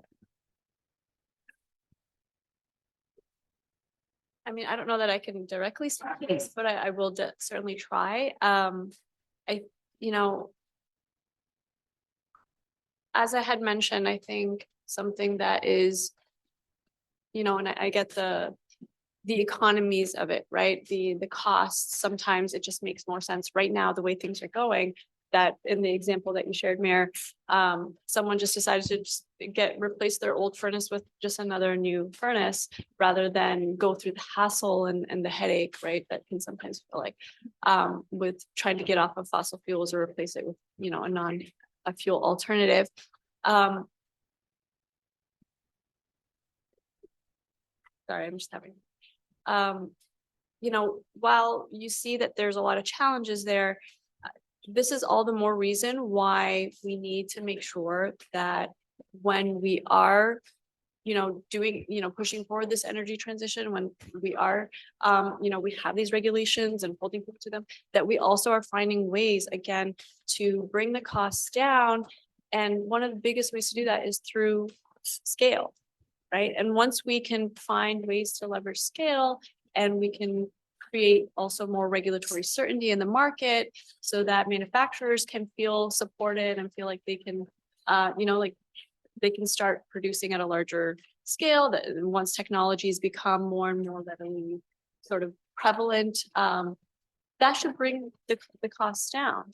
And the idea is we want to align the incentives, as the Mayor said, for people to like rationally want to choose, right? Why would it seem like the rational thing for that person in that context to just replace with another furnace? And so I think we really need to, in designing our policies and regulations, think about sending the right market signals and providing support and encouragement to industry, as another big element of this and a big piece of this, and then helping to, as localities and as government agencies, to find ways to organize this transition so that we can leverage scale, so that we can bring down costs and streamline it as much as possible, because that's how you're gonna get people wanting to do this and wanting to participate rationally. Yeah. So, I mean, so the example that I gave was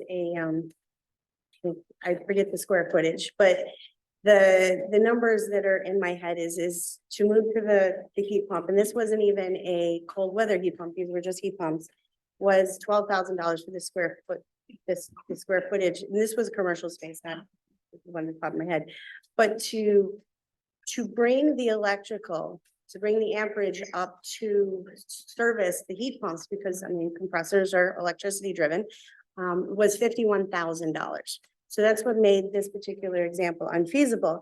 But, you know, I have worked in all the different levels of government. This is not the first time we've had, but I remember back when I was at the assembly, you know, we were setting net metering, and I've never been able to fathom why we have not adopted changes in net metering, because for a homeowner like us to be feasible, you can get the win-win-win if we follow the paths of other states where there is a cash incentive for putting energy onto the grid. And I don't pretend to understand the grid, so I'll be fair there. But if I'm going to put $50,000 into my home to increase my amperage to move to an all electrical appliance, then it makes sense for me at the same time to put solar panels on there. But because of net metering, I'm at the residential level, you know, somebody who bleeds green, who lives with a mechanical engineer, who's done performance contracting, I do not have solar panels on my house. I should be that person, that example, but it has never met our criteria for rational decision. And so, but I have a cousin in Pennsylvania who brags to me all the time. His 6 solar panels is going to put his kids through college because he's actually getting a cash payment.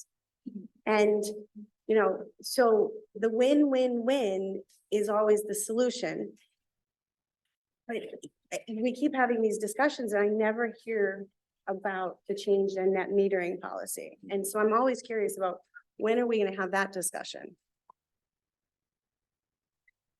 I don't have the answer to that, but I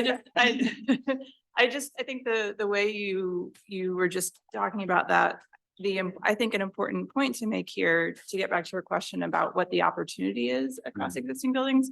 I do not believe it's because we do not have the technology to electrify our buildings or to heat and cool our buildings without using fossil fuels. It is not a technology problem. It is, I think, an incentive problem, or all of the structures around it need to be working together. I do not have the answer to that, but I want to figure out a way to communicate that out in a way that it's not, we're pushing you to do something that will make you cold and angry and sit in your home huddled because we don't have the right thing to keep you and your family warm. Totally agree that there should be new ways of homeowners or business owners participating in the benefits of an electrified system. And the opportunities of the home or the building performing as a whole are exciting, but right now we are in it's almost like these things are competing with each other, and others probably that I know mightn't have the answer, but I just wanted to kind of flag that. I also don't have the answer, but I did want to just add something just to go off of your point, Mayor, about the solar panels and like how can potentially building owners or homeowners that put in solar panels, or let's say, battery storage or different, technologies, can we find ways to incentivize that and reward it? And I've been hearing increasingly more talk about, currently the grid in New York and the way it works is it's like a one-way system, right? It's just feeding, sending energy through like one way.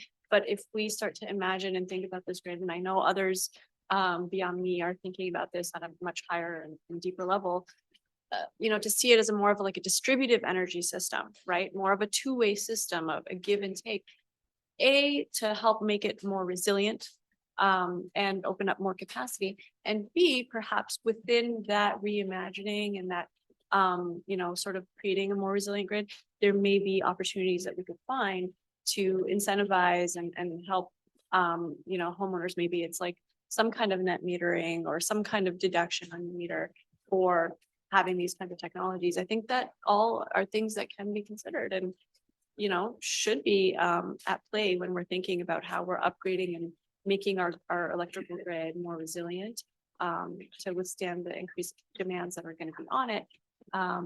Yeah, so I think that's something really important and a lot of folks are thinking about it and I hope they continue.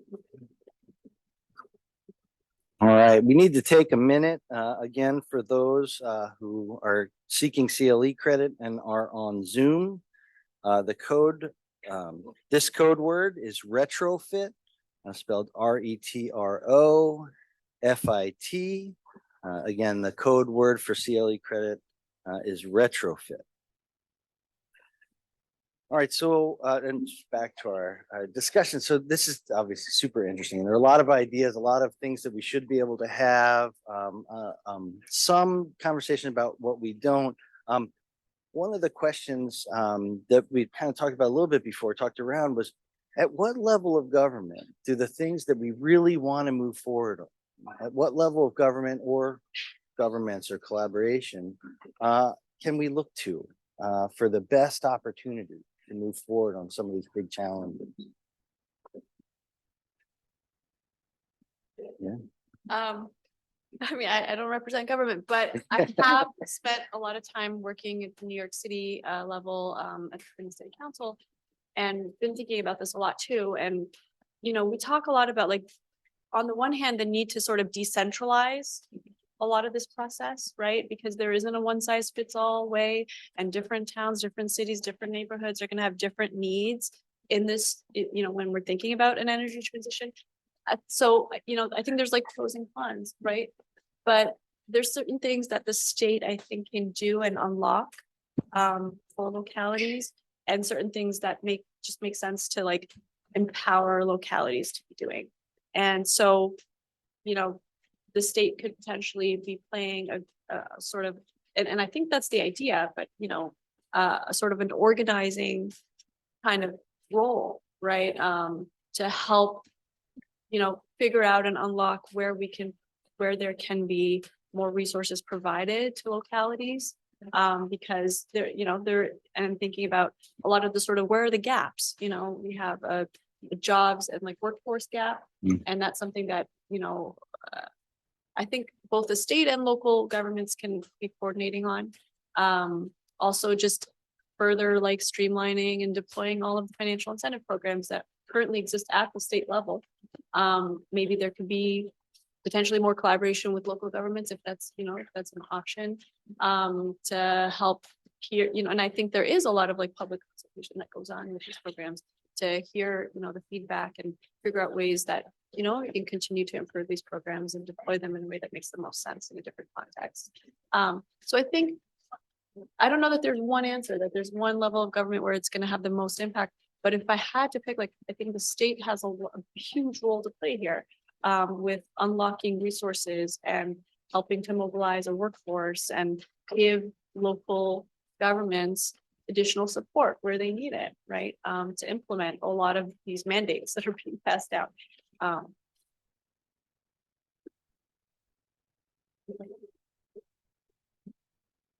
I was trying to think about a way to describe this. I see NYSERDA is a state authority. There are obviously more aspects to the state where codes are set or laws are set or regulations happen. So I'm struggling in my head to separate out what NYSERDA is doing versus what the rest of it is doing. And I think that idea of setting the landscape, and it probably does come, I mean, I look at the climate law in 2019, that had to be a state decision. This is what New York State will do. And these are the goals we will achieve. But then figuring out how to get there, that does to me feel like an opportunity where, as a state, whether it's my agency or others, providing information to other localities, counties, or smaller entities, that we can, and I'm thinking of that in terms of coordinating funding, like the Inflation Reduction Act funding that came out last year.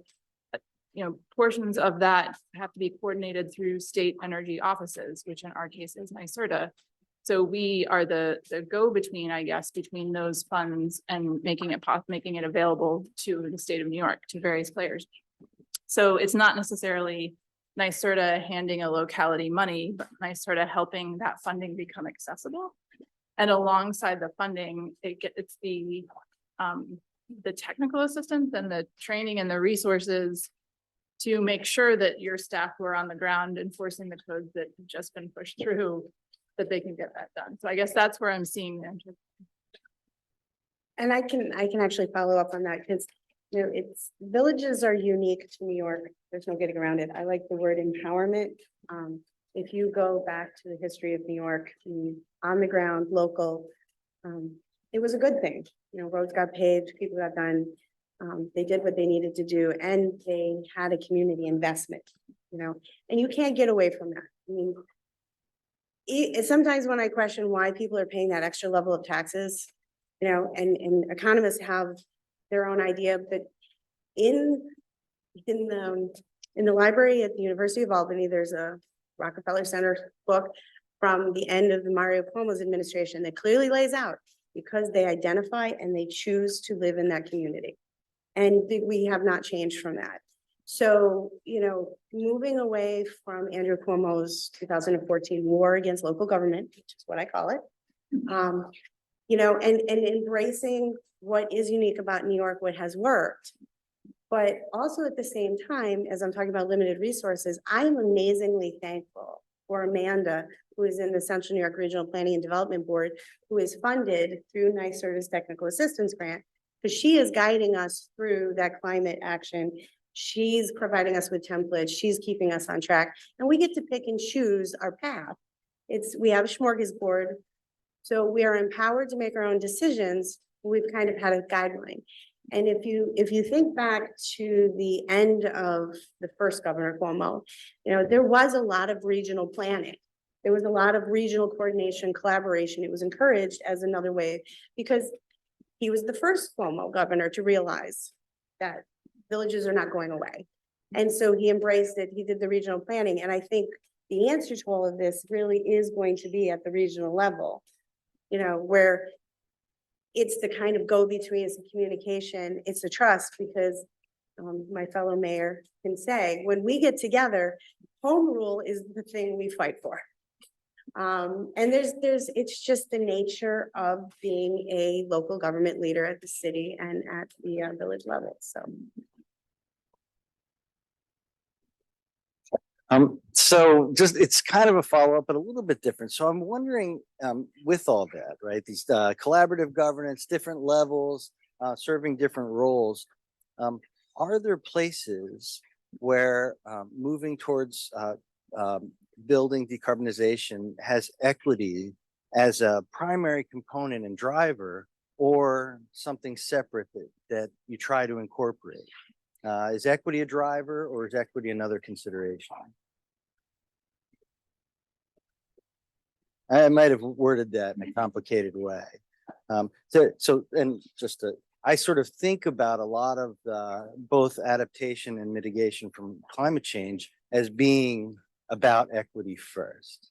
But that's not always how we do it. And you have very specific programs. I was wondering if you could comment on whether equity is inherently incorporated into them, or if it's something where you have somebody trying to say, don't forget about equity. I can talk about that a little bit. I think Mayor raised a good point. It depends on what the definition of equity is, right? I can mention that in particular, since the Climate Act, which included the component about benefits going to disadvantaged communities, not the entire definition of equity, but just an example there. We offer the programs we've been offering. We include additional, for instance, financial incentives in certain situations for a building that's going to be built or retrofitted or renovated in a community that has been identified as disadvantaged community, for instance. We also look for opportunities in some of the new construction projects, for instance, buildings that come with a proposal to include, for instance, supportive housing. or access to supportive services for low and moderate income residents, or for mentally ill residents, or these are the things we are trying to incorporate in along with all of our, it needs to be carbon neutral, it needs to be this, whatever, but looking to, I guess, prioritize those kinds of efforts. So I would argue that it's not a afterthought on our part, but it also, the central mission of what NYSERDA is supporting is around clean energy. And we feel that there are ways to achieve that while also bringing forward ways of recognizing there have been communities that have been disadvantaged, there have been populations that have been underserved, and there's ways to bring everybody forward together. So maybe feels like a soft answer, but. I'll put my teaching hat on, sorry. I mean, I don't know, this is a law school, so I'm assuming most of the people in this room are lawyers. I am not. I have an MPA, and I have taught at the master's level here at Albany, the public administration program. And so I think anybody who is coming out of an MPA program at this point and going into government has that fundamental understanding that every policy decision has to consider equity, and what is equity. And then it has since Middlebrook in 1968. God bless George Ferguson. But, so it's every discussion needs to be including equity, so as never to reap. So, but it doesn't matter what that group is. It just needs to be avoiding those unintended consequences that not only cause failure, but then harm. And so, for me, being from a rural community, early in my career, the idea of environmental justice also applied to rural areas, because at the time they were citing landfills in rural areas because you have poor individuals, less educated individuals, and they didn't know how to fight back. So, every decision should have, theoretically, have an equity thought to it about, what is the unintended consequences to the people this is going to impact.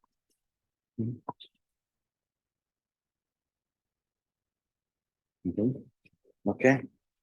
Let's see. So just as I think we're gonna have to round stuff up soon, but I was wondering if you could voice your perspective on whether you're feeling very pessimistic about our progress or optimistic about our progress on building decarbonization, and how that goes into the future. Is it a good look ahead, or are we nervous? Okay, I'll take this first. And maybe it's my worldview, but I feel like, sure, if we want to, there's always reason to find negativity and reasons to be, pessimistic about the outlook. I think for something to have a chance of succeeding, we have to be optimistic about it. Sure, not blindly optimistic, with our rational hats on, but I think to give this the chance of success it needs, we have no choice but to be optimistic in some way. Because if we think there's no hope, then how will we make progress? So I think in general, I like to think of things in an optimistic way, while also keeping my eyes wide open, recognizing we do have our work cut out for us. But it's really important work, and it's really impactful work, and there are going to be bumps, and learning curves. This is the first time as a society we're doing this, right? And we have to give ourselves grace, but also just know that setbacks don't necessarily mean, there's no chance in success here or chance in us achieving the goals we've set for ourselves. They're really important goals. They're hard. We have to keep learning. This has to be an iterative process. And so that means, and we have to be able to pivot, right? We have to be able to, as a society, recognize if a policy just continues to not be working, how can we go back to the drawing board and, innovate? That's what this moment demands. And so I feel like I have no choice but to be optimistic, and I think we should be. And I think there's actually been, some good progress as evidence of that. We see a lot more just even to take the low hanging fruit, just the fact that talking about building decarbonization has become a lot more commonplace. A few years ago, it was like a niche subject, believe it or not. And so just having that be like more mainstream, be part of the, the conversation when we think about climate change, and having so much more resources being put in that direction because buildings are the biggest contributor of greenhouse gas emissions, I think is huge, even though I'm taking the low hanging fruit here as a success. But on top of that, we've had some good legislative and policy successes too, and some good, impactful and well-meaning legislation that's passed recently, and that gives us hope. And so I think we need to be paying attention there, and I think we have reasons to be optimistic, while recognizing there's a lot of work cut out for us. And I think what that means too is we need more and more people thinking about this, right? And working on these issues and tackling them, and contributing ideas and innovation and finding ways for us to find efficiencies. I'll stop there.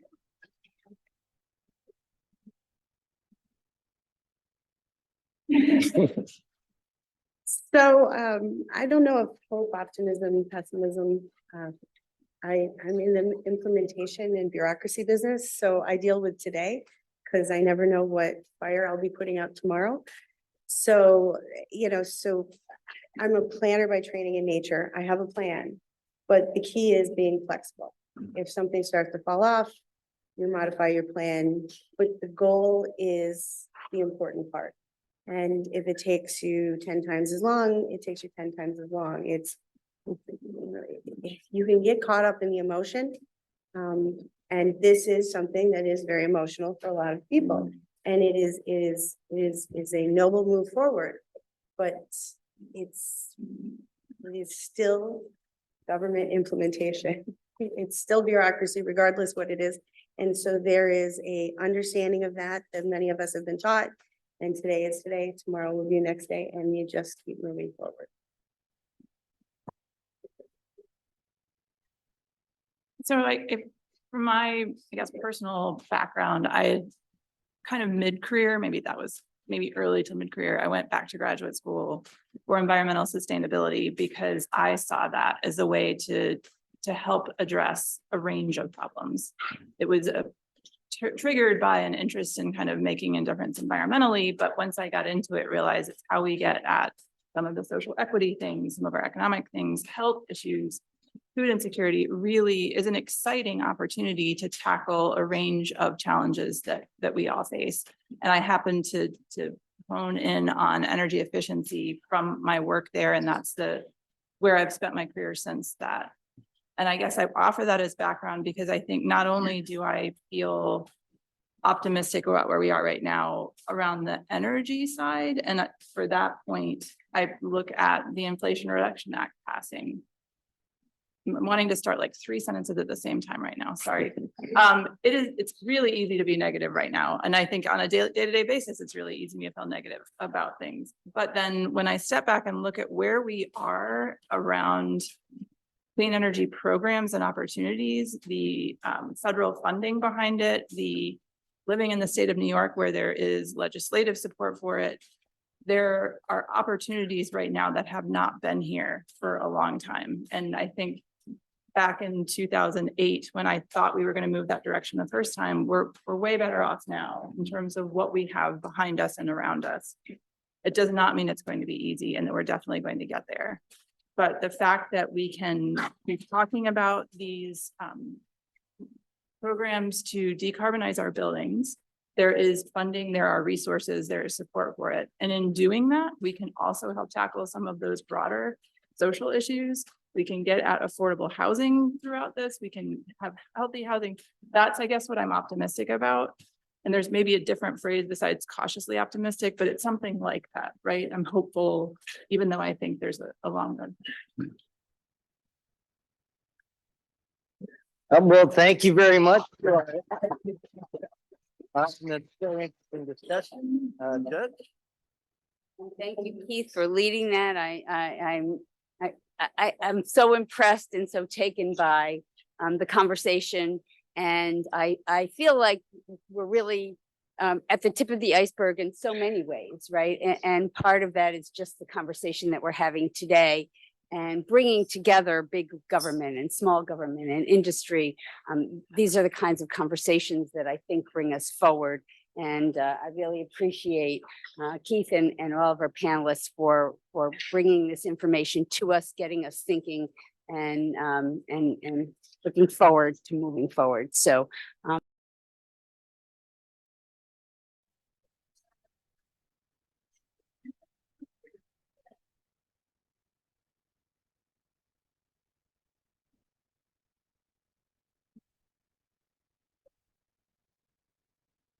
waiting for a couple of stragglers.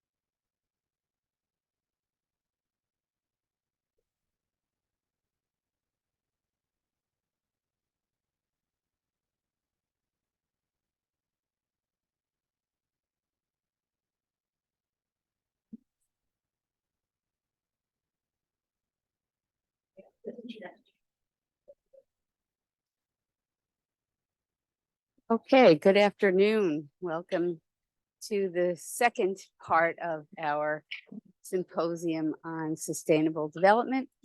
And I want to welcome those of you back who were here this morning, and also anyone new to the program this afternoon. If you are new to the program, and if you are looking for CLE credits, we will be giving 2 code words during the course of the panel that you will need in order to complete your affidavits, and make sure you do complete your affidavit and send them in to Lisa Rivage. For those of you who are here in person and were here this morning and didn't re-sign in for this afternoon's portion, please do that.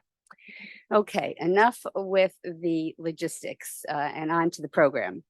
The moderator of this afternoon's panel is Javed Afzali. He is a partner at Harris Beach, and among other things, his practice includes assisting companies, developers, property owners, and municipalities across New York with permitting and litigation involving land use, zoning, and environmental approvals. He has appeared before various New York State governmental agencies on matters involving siting of solar, wind, and nuclear power generation facilities. And I am going to turn it over immediately to Javed to introduce the panel. Thank you. Thank you so much, Deb. And thank you, Pat, for inviting me. Thank you, Judge, for having me. And thank you, Shell, for making sure everything works very well. I welcome everybody today to the second session of this conference. This morning's panel was fantastic. And if you were here for it, I'm sure you'll agree. This afternoon's panel, we're focusing still on local governments, but we're going to shift focus a little bit, and we're going to talk about investing in renewable energy. But as you'll hear from our panelists today, that scope is going to be a little bit broader than just investing in that, and we're going to kind of delve into some other topics. The format will be each panelist will have an opportunity to present some remarks, and then we'll move on to our other panelists. But I'd like to make this a conversation. So to the extent that anybody in the audience has questions, we certainly welcome that. I'm certainly going to have some questions because I'm always learning new things. And to the extent that folks on Zoom have questions, we'll certainly kind of pose that to our panelists as well.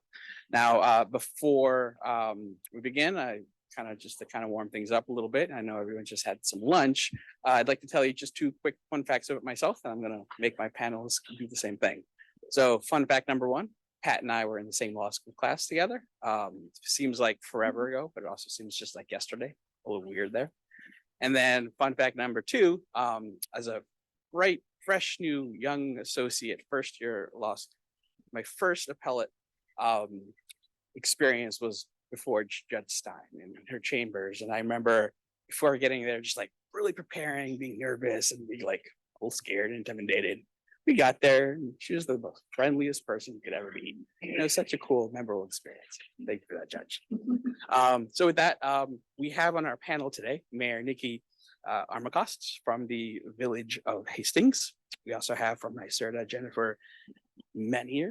Did I say that right? Thank you so much. She's the Director of Clean Energy Siting at NYSERDA. And you heard from some NYSERDA folks earlier on this morning. And out in Zoomland, we have Madison Herzog. She's the Energy Policy Advisor in the New York City Mayor's Office of Climate Change and Environmental Justice. So panelists, you heard 2 fun facts about me. I'd like to hear 2 fun facts about you. So one fun fact about me is that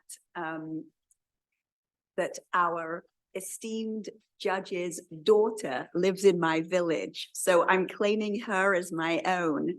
And another fun fact about me is that I grew up in Iraq and Pakistan and went on summer holidays to Afghanistan, which connects me to you. That's So true. 2 fun facts about me. Thank you. Jennifer.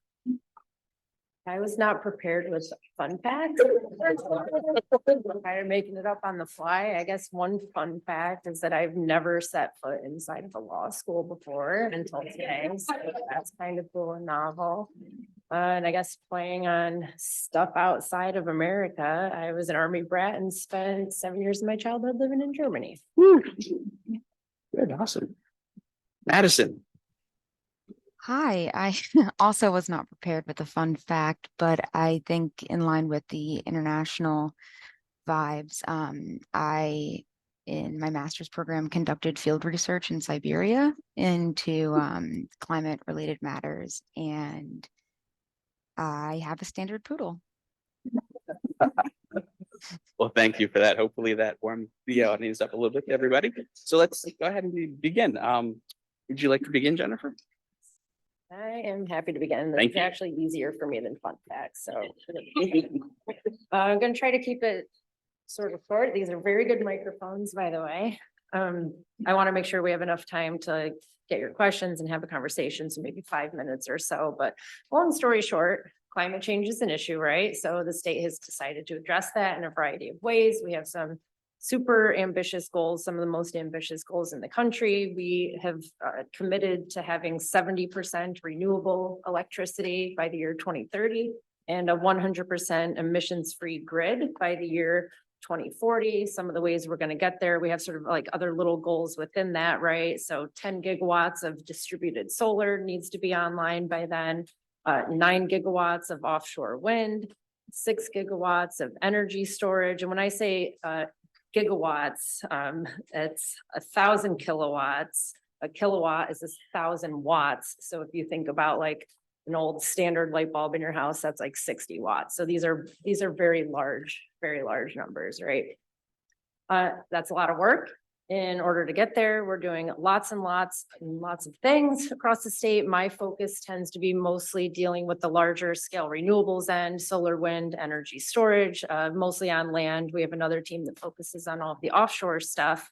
And these large projects have to go somewhere, right? And where we have space for them to go happens to be mostly in rural, small towns all across the state, many of which have never had to deal with these technologies in the past, or if they did, it was maybe someone putting solar panels on their roof, not putting solar panels or wind turbines on potentially hundreds or, thousands of acres in their town. And this is, scary. They're not prepared. They do not necessarily have zoning laws on the books to deal with these things or permitting procedures, all of that. So that's sort of where my team steps in, the clean energy siting team at NYSERDA. It's maybe a little bit of a misnomer. You hear clean energy siting, you might think that we're out there sort of scouting out parcels of land that would be good, but in reality, our job is to work with the local governments across the state to help them prepare. So I guess siting comes in that we help the local governments deal with the issues where the projects are being sited, not necessarily scoping out the sites. We do that in a variety of ways, one of which is producing written guidance materials. So we have a solar guidebook for local government, energy storage, wind, et cetera, guidebooks for local government officials, where we sort of write down all of our knowledge so that they can access it at will. We also spend a lot of time, driving around the state and meeting with folks in person. We might sit down one-on-one with the supervisor and just sort of answer questions they might have if a project is coming into their town and they're like, what is this? What do we do? Explain the technology to me, like, how do we permit this stuff? We'll, get on the phone, answer emails, just generally provide one-on-one technical assistance as needed to the extent that we have the time and ability to do so. And we also conduct more formal educational workshops for local government officials across the state too. And there'll be like the 2-hour block diving more in depth into a particular resource that our team might have. So for example, we have a model solar zoning law, and we can go in and get a whole bunch of folks from different communities in one room and spend 2 hours digging through the details of that model solar zoning law so they can really understand what's in there, take it back to their planning board and see if they want to do something with it, modify it, and adopt it as is, what have you. So yeah, education, technical assistance, written resources, that's sort of the bread and butter of my team. As you can imagine, local governments deal with a lot of different things and issues and constituents and have tons and tons of questions. So my team often gets roped into learning new stuff that we didn't even know was something we needed to know. So outside of just our typical like planning and zoning, a lot of other issues tend to come up as well that we end up dealing with. A lot of folks are concerned about solar being sited on agricultural land and what is that going to do to their agricultural economy and what are the impacts of that. So that's something we've had to sort of get smart on and start addressing at the state level. They're also concerned often about, do these solar panels or other technologies have toxins in them that are going to get into the groundwater? So there's environmental concerns that we need to address as well. They want to know what happens to these products at the end of their useful life. Is there a recycling plan in place? If not, is there a plan to get a plan in place? That sort of thing.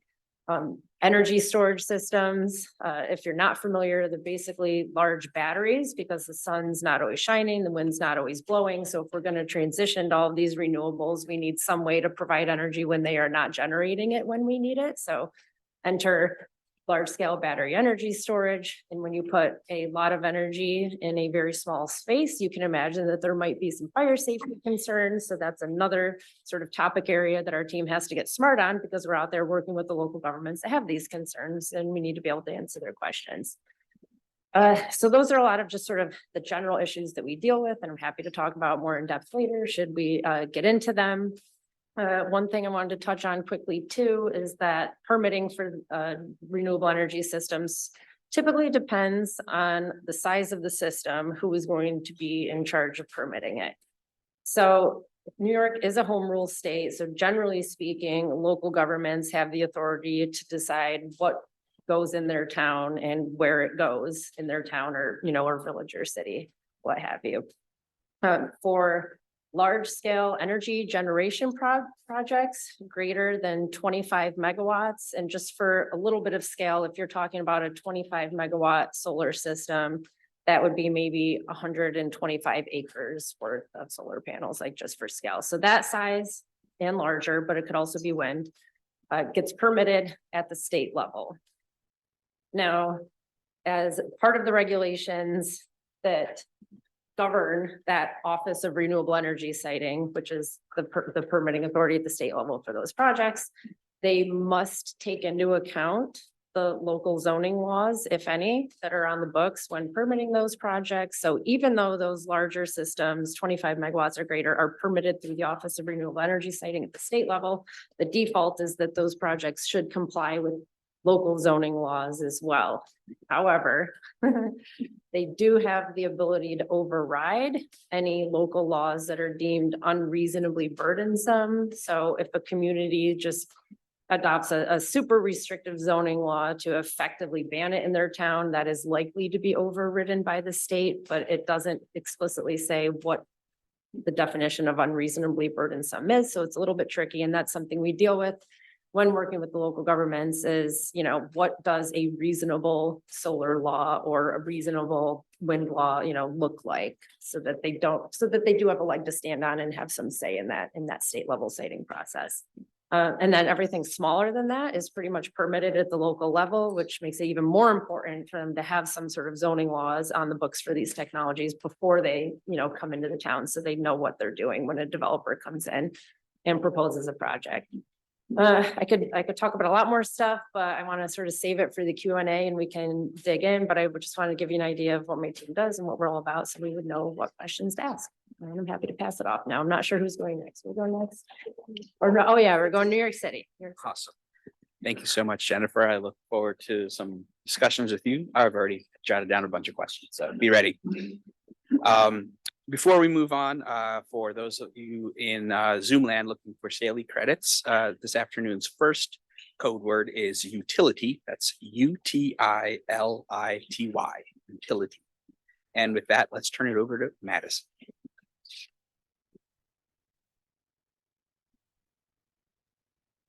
Hi, everyone. Thank you for having me. I'm really excited to talk to everyone about some of the local laws that the clean energy team at the MOCEJ leverages to help accelerate the clean energy transition. I would like to reiterate the point that was just made that climate change is real, and as such, the city has set some very ambitious climate mandates and targets that really align with the state's overall goals. And so we are looking to have carbon neutrality by 2050. We have commitments to deploy 1,000 megawatts of solar citywide by 2030, and that includes 100 megawatts of solar on city-owned property by 2025. And we also have some very aggressive building performance standards and all-electric new building laws. And so as a member of the clean energy team, our primary focus is really identifying and making programmatic and policy changes to help realize these commitments. This is a really unique undertaking in that, again, anyone can really set these policies, but identifying the operational actions that are necessary to take them is like really where the rubber meets the road for our group. And so in part, local laws play a huge part in what we do at our office, and it drives a lot of the climate studies that we undertake. And so the city just recently released its first long-term energy plan, and that was mandated by local law 248, and that details the strategies the city is going to take to operationalize clean energy transitions. Power Up combines mandates that were included in subsequent laws passed by the City Council, and taken together, they really allow our office to holistically explore and create a framework to take action in 3 primary areas that are focusing on the electric grid, buildings, and transportation electrification. And so these initiatives really require a focus as well on close coordination with communities to understand the range of alternatives that they would like to see in their communities in terms of energy, as well as coordination with state city agencies like the Department of Buildings and FDNY that are responsible for energy storage permitting. Along those lines too, the city is taking a hard look at the laws in place now to see what barriers they place to advancing clean energy technology. And in part, that is hopefully going to be addressed through the City of Yes for carbon neutrality zoning amendments. And these are just a set of amendments that, if passed, would remove zoning barriers to the deployment of clean energy. which is best, I think, described in an example. So current regulations and associated approvals really create limited opportunities for siting solar canopies on roofs in New York City. And because New York City is a densely urban population and environment, there's very limited space, and rooftop space is in high demand. And so the City of Yes zoning amendments will allow more spaces to be available for deployment of solar canopies, and will allow us to co-locate solar with other energy technologies that optimize available land. Another important aspect of what we do is really learning from other similarly situated jurisdictions. It's important to understand like the challenges that other states have faced in an effort to achieve their climate reduction goals, because that gives us an opportunity to make our process more efficient. Another law I wanted to call out as an example here is Local Law 154, which eliminates the use of fuels with certain carbon intensities for new buildings starting in 2024. The law itself does not create or name by itself a ban on gas, but rather uses like carbon intensity as the metric to eliminate these eligibilities for new gas hookups. And the use of the term carbon intensity rather than gas ban was strategic to avoid federal preemptions, but the strategic decision could only be made from drawing on the collective knowledge and experiences of other states like California, and looking at the challenges that they face when passing laws. I'm going to leave that as my intro so we can kind of jump into the questions and such, and I'll turn it over to the mayor. Thank you so much, Madison. Next up is Mayor Armacost. Thank you, Javid, and thank you, Judge Stein, for including me here. I'm the mayor of Hastings-on-Hudson. For those of you who don't know where it is, it's a little tiny bit up the Hudson River from New York City. Many of our residents commute into the city on a daily basis. We're about 20 miles north. It's a very, I know I'm the mayor, so I know I'm super biased about it, but it's this very, very gorgeous little community overlooking the Palisades. And we have a very, very committed group of environmentalists who are part of our community. So I am constantly being pushed to do things, and anything I do, people are right there with me moving the agenda forward. So it's been a wonderful environment to be able to kind of push a climate-oriented and sustainability agenda. The other thing that I wanted to say, sort of in setting the stage, is that New York State has really given those of us who lead any kind of community, small or large, a magnificent set of tools and resources and incentives to help move the agenda forward. And I'm particularly passionate about the Climate Smart Communities Program and the Clean Energy Communities Program. If you were the type of child that loved getting gold stars when you were in kindergarten, these are the programs for you. So you can rack up points by doing different kinds of things. And it's a great framework because it gives you a set of categories that you can choose from to move things forward. And it helps you create a strategy and a framework for moving your municipality and your climate-oriented agenda forward. So I'm very proud to say we are the highest ranked climate smart community in the state. And we used to be the highest ranked clean energy community, but we're duking it out with Croton-on-Hudson and Bedford, who currently are ahead of us, but we're right there, ready to get our laurels back any moment.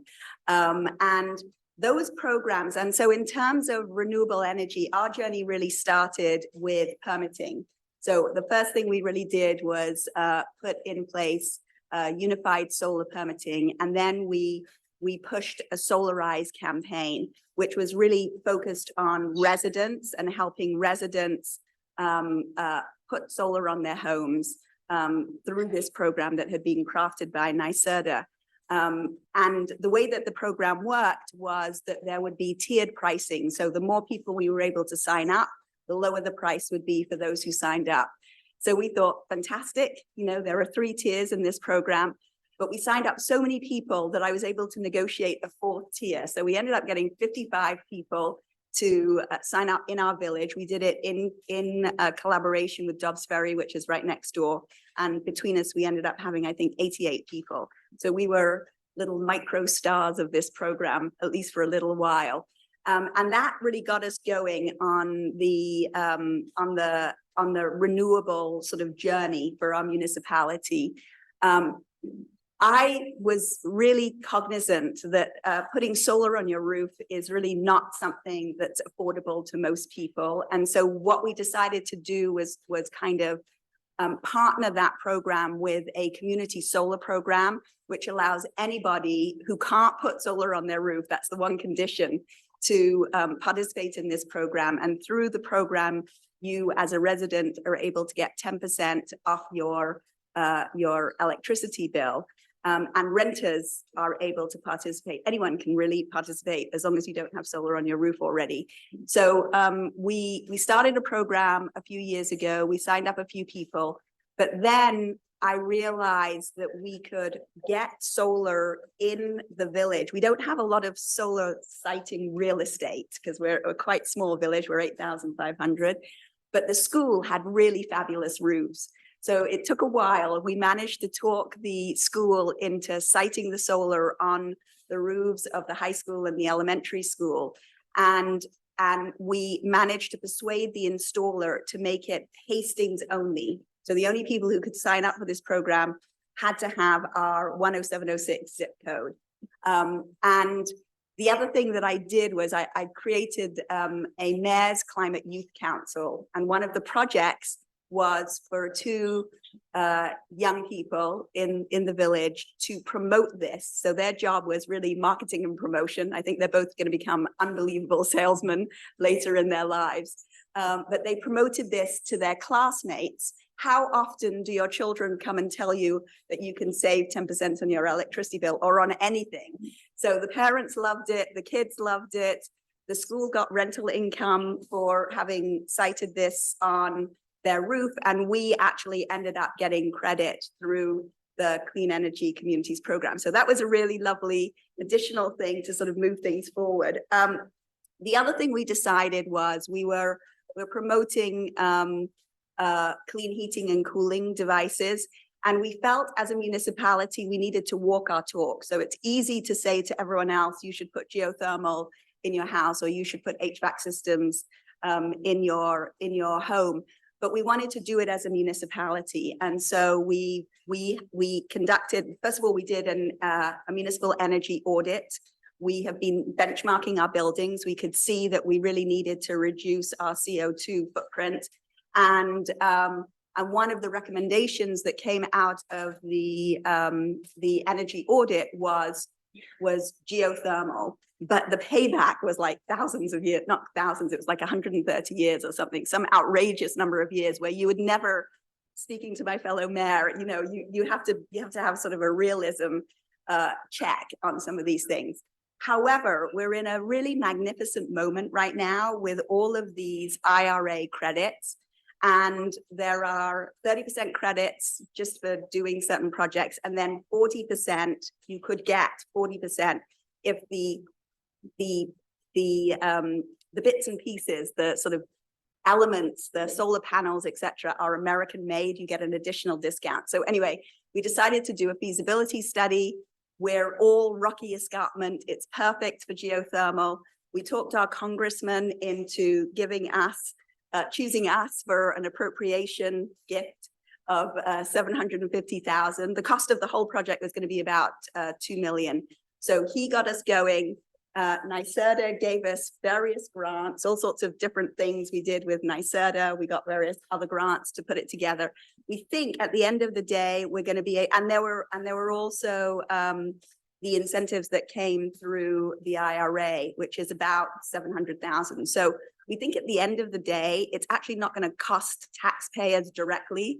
Of course, all this money ultimately comes from taxpayers, but it's spread much more broadly than our tiny municipality. So we think we're going to be able to bring the price down. So we're not going to have to actually take any money out of pocket from taxpayers in the village. But it's a really exciting project with the feasibility studies up on our website if anyone wants to look at it. But it's something that I highly recommend. And at the end of the day, the payback, and we're also putting solar on the library roof, so it will kind of complement the system. It's about 125 kilowatts of solar directly on the library roof. So that's a direct renewable investment that we're making, and we hope that it will be something that there'll be educational components. We hope that it will help people in the village to understand, so we can ratchet up the number of geothermal installations directly in people's homes.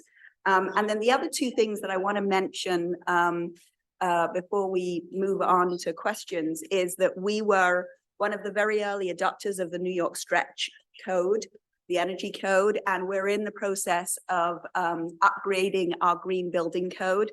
We had what was a very cutting edge Green Building Code adopted in 2013, which is now very antiquated. The world has changed a lot since then. So we've needed to upgrade it. And what it does, so the Green Building Code is points-based, so you can get to your number of points that you need through patching together different things. We're not forcing you to go in a particular way, but we're kind of encouraging certain kinds of things. And one large part of it is about making your home, if it's new construction, to be renewable ready, to have EV charging infrastructure there, to have sort of the kinds of wiring, et cetera, that you need for solar embedded. So that I think is going to be pretty exciting. I'm really curious that it's up for a vote in the next month or so. So you can call me up in 6 weeks and ask me how it goes. I'm hoping that it gets adopted in the village, and it will complement our community choice aggregation, which we do. We also encourage, we don't mandate, but we encourage green concrete, meaning low embodied carbon concrete.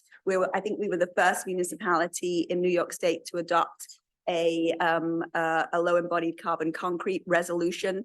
And part of that, embedded in that, was the desire of encouraging others, because there's so much CO2 involved in the production of concrete. So there are a bunch of other little things that we're doing. You can see it's something that makes me super excited. I'm very, very thrilled to share any more details about all of this with any of you who have an interest. And I want to just say to you and to the other team at NYSERDA, you made a lot of this possible to us, possible for us through the model laws that are created, through the resources, the toolkits, the technical assistance, and of course to the DEC that promoted the Climate Smart Communities Task Force work. So thank you very much for that.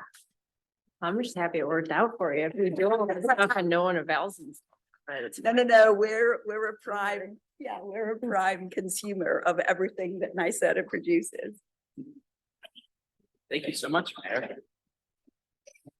Okay, so we're gonna open up the table here to some questions and answers, and I certainly have some. So if you folks up in the audience have some questions, let's think about those and then be ready to ask them. But my first question, I think mostly for you, Jennifer, is you're in a community, and that community is generally a little hostile towards renewables. Think of some places in upstate or central New York. And they ask you, well, can we just zone this out? Not just impose regulations that are, overly burdensome, but just say, we're just going to say no solar in our community, zone it out. What would you say to that community, or can they do that? I don't think there's anything technically stopping them. I'm not a lawyer, again, had never set foot in a law school before, but I've learned a lot. So I don't think there's anything technically stopping them from adopting or like zoning it out, at least as far as their permitting authority is concerned for those systems that are under 25 megawatts. And by the way, I need to correct, I've been stewing about it since my intro. I believe that I explained a gigawatt wrong. A gigawatt is 1,000 megawatts, which is 1,000 kilowatts, which is 1,000 watts. I think I skipped over megawatts and it's been driving me crazy. So, Me too, but it's Yeah. okay. but anyway, yeah, so for those smaller systems, I don't know that there would be anything stopping them from doing that. However, before, just saying that, I would say, why do you want to do this? And try to have a conversation and get at what their fears are and try to for lack of a better term, I guess, squash them with information and answers, right? Because there's nothing inherently, scary about these things. And for the most part, there's no reason why you wouldn't want at least some form of solar and energy storage to be in your town, even if it is just allowing your residents to put it on their own roofs or in their own backyards, that sort of thing. So I would never, encourage them to totally zone it out, but I'd want to get at the root of the problem too, because they are trying to zone out the larger systems. It creates conflict, even though the state can override through the Office of Renewable Energy siting. They don't want to be overriding local laws. We want folks to be excited about this. Home rule is important. You want to be able to respect it to the extent possible. So that's how we go in there. Just ask the questions and try to answer them and have a real conversation about it and be there. And I think that's one reason why it's important for at least my team in particular to get out there in person, because if you're just sending an email back, they just think of you as some, robot that works in an office building somewhere in Albany, and you're not a real person that cares about them. And I can say that I am a real person that does care outside of the military stint, traveling in Germany when I was growing up for a little bit. Other than that, I've lived the rest of my entire life in New York. I've, lived in the Southern tier. I've lived in the North Country. Like, I do care about these folks and I want them to know it. So I would keep the conversation going, basically, is the answer to that one. And as a follow-up, so one of the criticisms, one of the concerns I hear from rural communities everywhere is, well, if we approve this, community solar 5 megawatt system, certainly under the ORS jurisdiction, it's going to take up our agricultural lands. It's going to interfere with our soils. How would you respond to that kind of concern? Well, none of these systems are going to be permitted without having conversations with DEC. So they're going to be looking at the wetlands, they're going to be looking at stormwater runoff, all of these environmental concerns. And even at the local level, you have to go through the state environmental quality review process or seeker. So a lot of the environmental concerns, if there are any to be addressed, will be addressed through those processes to begin with. As far as it taking up agricultural land, ag land is open, flat, a lot of sun hits it, so what's good for growing vegetables and grasses to feed livestock is also good for harvesting solar. So there is that sort of inherent conflict. If you find a piece of land like that happens to be close to power lines and for interconnecting to the grid, so that conflict does tend to be there.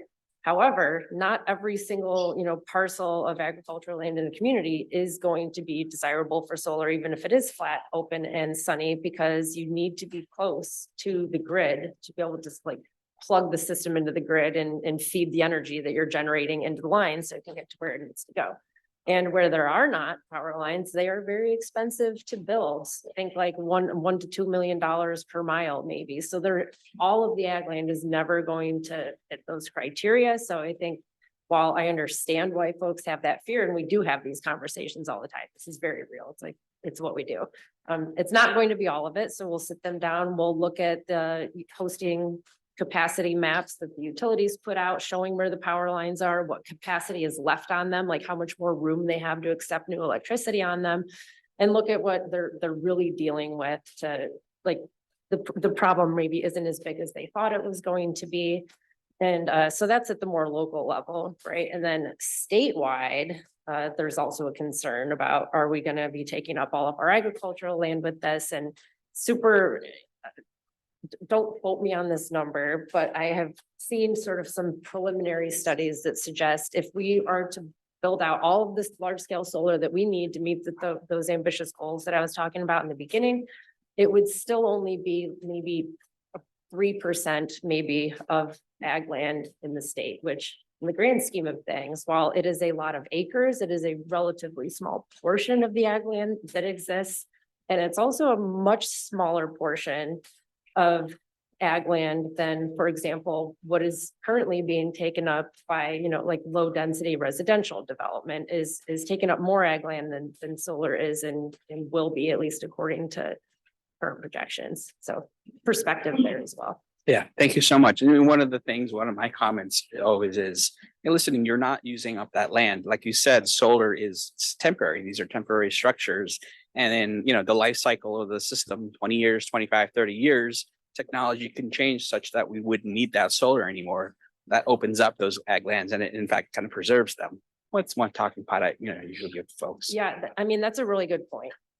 The solar is likely to be there for minimum of right now, I'd say of 30 years. Now, is there a chance that as technology evolves, more efficient solar panels will be built as well? So maybe they just swap the panels out and it gets going for another 20, 30 years. It's possible that it can stay there for quite a while, but in the end, it is possible to remove them. Department of Ag and Markets has very specific guidelines for not just how to build the system on ag land to begin with to make sure you're preserving those ag soils, but also how to remove the system properly at the end of its useful life, because there is a way to remove it. It's not like a home that is never going to go away, right? And on top of that, I guess this is a good time, I'm not trying to hog the mic, but this is a good time to bring up a lot of the work that the state is doing with what we refer to as agrivoltaics, essentially trying to figure out how to do agriculture on the same parcels under and around the solar panels so that we can have both of those things on the same plot of land and make it even more productive than it was before. The state has an agrivoltaics, we call it a twig. It's a technical working group that meets very frequently on this topic. NYSERDA, and I don't think we defined this in the beginning. NYSERDA is the New York State Energy Research and Development Authority. We're basically the state's energy office. We also recently put out a request for information to get information to help us design a solicitation that would fund some demonstration projects to do some of these agrivoltaics things, like show us how much more expensive it's going to be to build panels that can have cattle, under and around them without knocking them over or scraping their backs trying to eat some grass under them. What kind of crops can grow in the shade under the solar panels, and what kind of crops might you have to plant between them? How far apart do the panels need to be if you want to get, farm equipment through them, these sort of things. So we have that request for information out there right now. We recently released a report on agrivoltaics in New York that came out of the Agricultural Technical Working Group. I think we just released it last week, and that's on our website too. And there's a lot more I could talk about, but I don't want to hog it, but we are taking this stuff very seriously and actively trying to, address these issues and basically make them non-issues going forward. Thank you so much. Madison, I have a question for you. Tell us what city's doing with local law 97 and how some of those principles or concepts could be translated to some of our more rural communities up here in New York or up in upstate New York. Absolutely. So local law 97 is a local law that places emissions caps on buildings in the city. And so the law is structured in a way that it is front loaded so that most of the buildings in New York are going to be able to attain compliance by 2030. And then it kind of flips on its head. And the last 10% of buildings that are really hard to electrify are going to need to electrify over the next course of the law itself. I think that one way it could certainly be implemented in rural communities is by identifying, I would say first, the more difficult portions of the community that for electrification purposes. Starting there will allow one to build out what steps need to be taken in order to electrify those other buildings. And so that can be anything from heat pumps or instituting more solar or figuring out different programs for energy efficiency. I hope that answers. Sorry.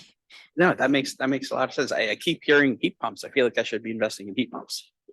Yeah. Mayor, question for you. So you're the mayor of a village, right? Political position. You've got some legislative authorities. You've got executive authorities. Tell us about some of the challenges you feel when you have your legislative hat on in terms of promoting, advocating for, and then ultimately implementing zoning code changes that are climate friendly, other policies. What's your experience with that? So it's really interesting. Sometimes you think it's going to take a long time and you're going to get a lot of opposition and you don't, which is what happened to us with the New York stretch code. I expected that a lot of developers would come and say, oh, you've made your municipality unbuildable and, you know, we don't want you. We're going to go and build somewhere else. That didn't happen. The process was unbelievably quick. I think from the moment that we first had a discussion, official discussion at the board level, to the point where we adopted the law was 8 weeks, which is just unheard of. So that, you know, the public hearing, no one showed up, you know, which can sometimes happen, as you know, Mayor Martin. So that can be the case, or it can be something where you think it's going to be relatively quick and it ends up being this epic 2-3 year discussion and you just can't believe you've been in this conversation for so long. For us, that happened with gas-powered leaf blowers, where it's obviously an environmental issue. And we had our landscaping community that operate with a lot of people who are immigrants, who are people who are not necessarily residents of the village, but it's a core income for them. They didn't want any ban on leaf blowers, gas-powered leaf blowers. That's a core way that they make their living. And then we had a bunch of conservationists in the village who were adamant that it was, particularly during COVID, it was a deafening sound. It shouldn't be allowed. It was a quality of life issue, et cetera, et cetera. So navigating that, I didn't think it was going to be that difficult, and they were incompatible viewpoints.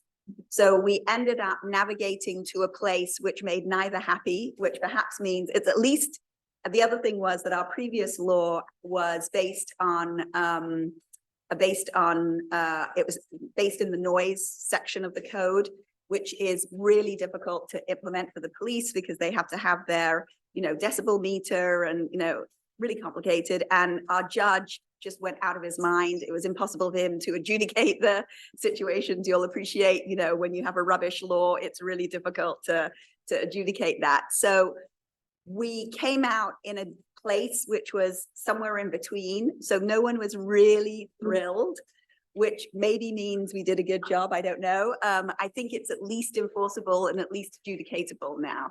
And of course, as you all know, with laws in 6 months, if people really don't like it, we can go back to the drawing board, or we can tweak and we can adjust it. So I would say it's fascinating because you end up hearing all of these and people come up with objections that you just think, oh my God, I can't believe that's a real objection, but for them, it is a real objection. So you have to listen. Your job, our job, I'm looking at my fellow mayor here, our job is to listen, and to listen thoughtfully and with respect to all the views that are presented, and try and find a solution that makes sense in our community, and to take into account as many of the different interests that come up. Sometimes that's harder to do than other times, but it's certainly a fascinating activity. Yeah, absolutely. So, I'm sorry, oh, so the resolution to the law is that we're going to ban we're going to ban gas-powered leaf blowers in the spring. We're going to allow them for the fall cleanup. We're going to allow electric all year.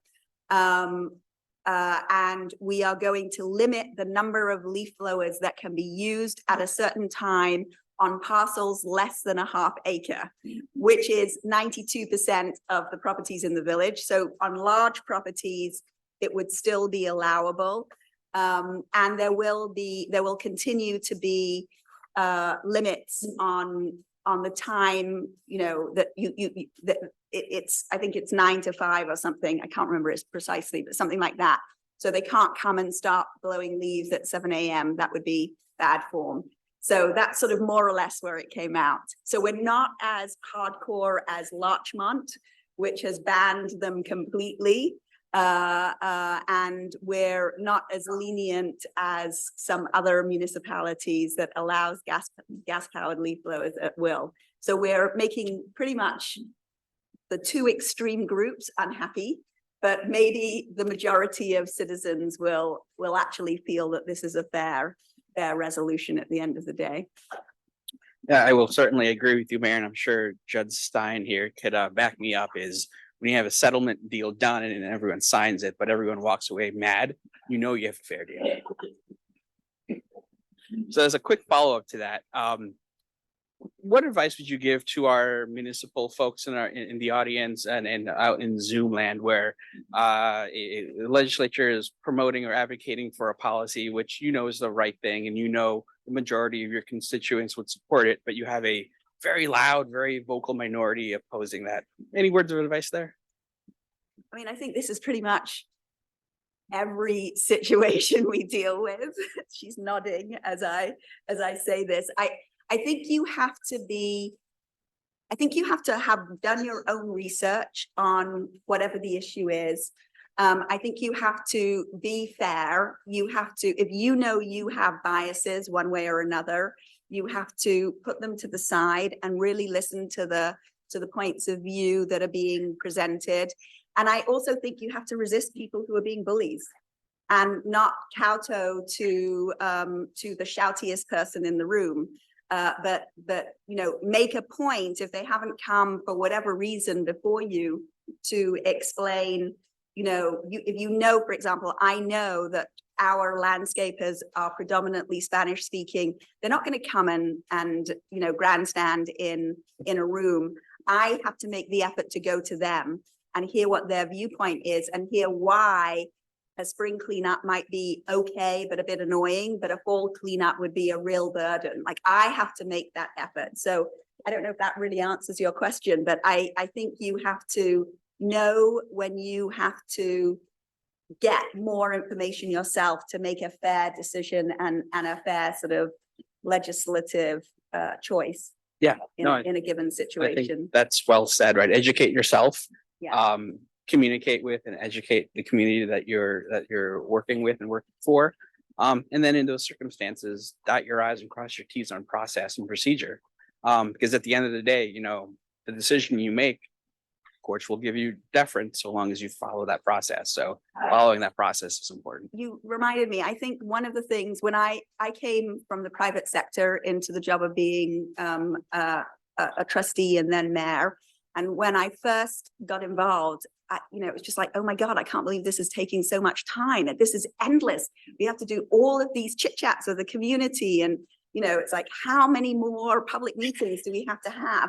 And now, after 16 years, I think I know when we really have to do it. I think you can overdo it, but I think you can really underdo it. You can exclude the community and exclude those voices, and I think that's a mistake.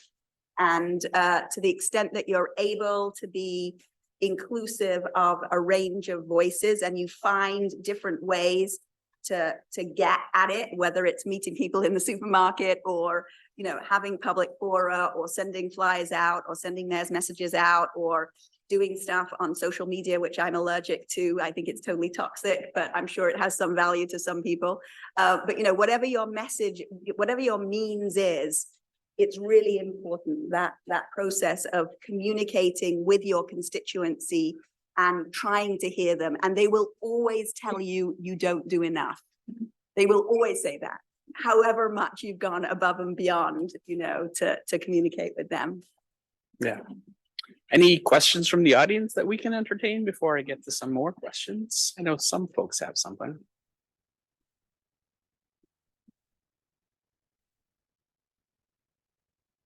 Anybody, Shell, do we know if anybody on Zoom has questions?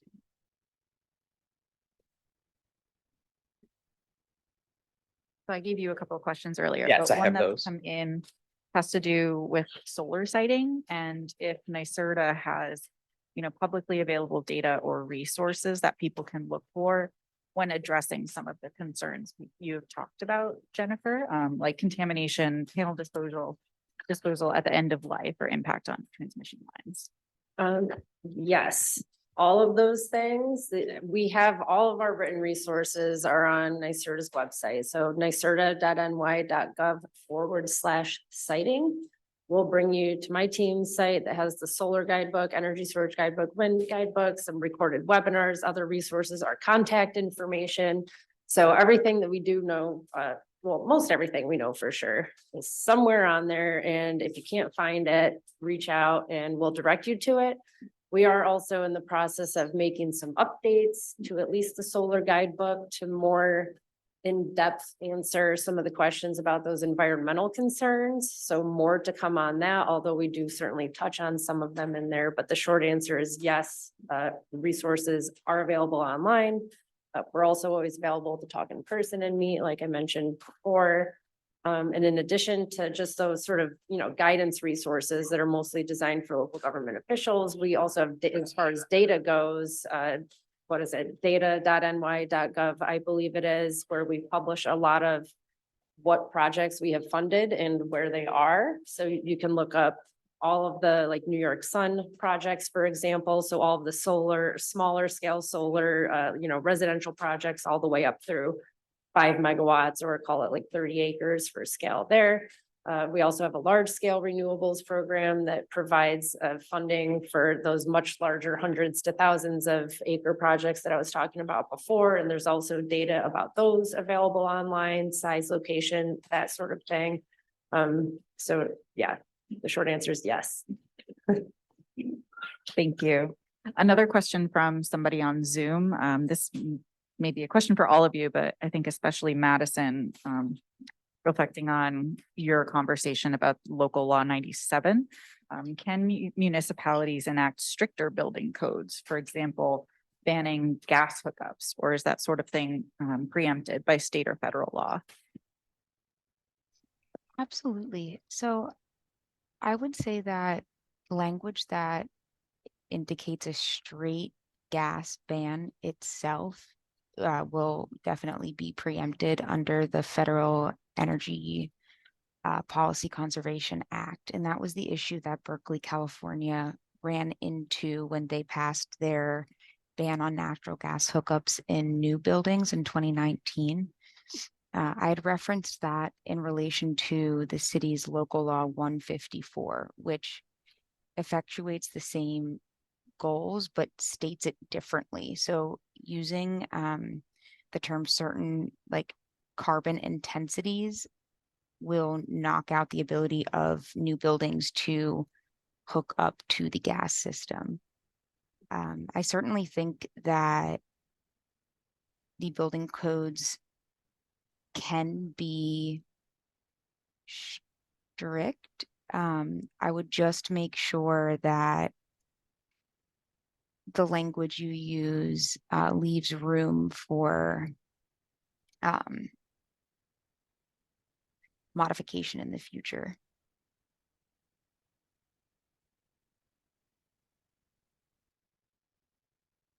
Thank you, Madison.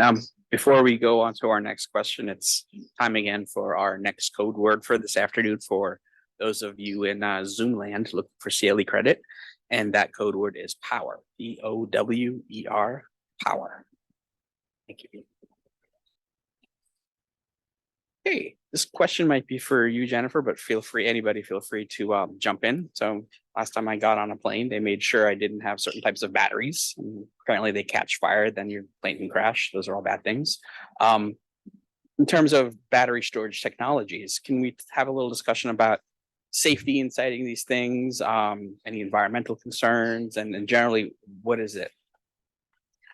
Yeah, so the primary technology that we're using for what I'm referring to as energy storage right now is lithium-ion batteries. The reasons for that are manyfold. Some of it is because they're very commercialized already. They're widely available, right? You have one in your pocket right now. It's the same type of battery that's in your cell phone, your laptop.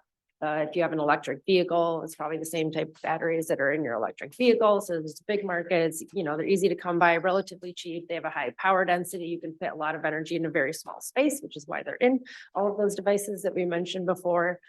So predominantly, we're talking about lithium ion in particular. There are plenty of other different types of chemistries and technologies that can be used to make batteries. I am not as much of an expert in those, but I'm sure my friends that are in other shops at NYSERDA, sort of working like the innovation space and things like that, would be able to speak to some of those other technologies better, but I've done a lot with lithium ion recently. So again, to reiterate what I said in my intro in the beginning, you pack a lot of energy into a very small space. You can imagine there might be some fire safety concerns. We realized this fairly early on, to the point where in 2019, New York State adopted an emergency rule to adopt a new and a more stringent version of the fire code as it pertains to energy storage. So previous to that, the New York State Fire Code had a very small chapter on energy storage that didn't have a lot of requirements. It did not sort of anticipate the world we're living in now. We saw an explosion happen in Arizona earlier that year, which, you know, sparked us, adopting a more stringent fire code very quickly. So we adopted the 2021 version of the International Fire Code, which had a whole chapter, many pages long, solely focused on energy storage, fire safety, and got that right into the New York State Fire Code before the code cycle would have even had it happen. And then finally, the next year in 2020, it was formally incorporated. So we have one of the most stringent fire codes for energy storage in the country, essentially right now, is the point of all of that. We did it quickly and, to be proactive but also responsive to what was happening elsewhere, to make sure that things like that would not happen here. It's very comprehensive. There are preventative measures in there to, stop things from ever even being an issue, prevent them from ever even being an issue. So we're talking like underwriters laboratory or UL certifications to make sure that the individual components that are going into the systems have been tested and certified. We're all talking, even if, one small cell in those large systems fails, there are monitoring systems like brains built into these systems too, where they can notice that, shut one cell down, let the rest of the system keep operating just fine. So many redundancies, right? So say that fails, there are parts of the fire code requiring mitigation measures, right? So you can, if a fire does happen, there's, fire suppression systems and gas detection systems and all of these sort of things. It's honestly really, really great. That did not necessarily stop a few energy storage fires from happening in New York State this past summer, unfortunately.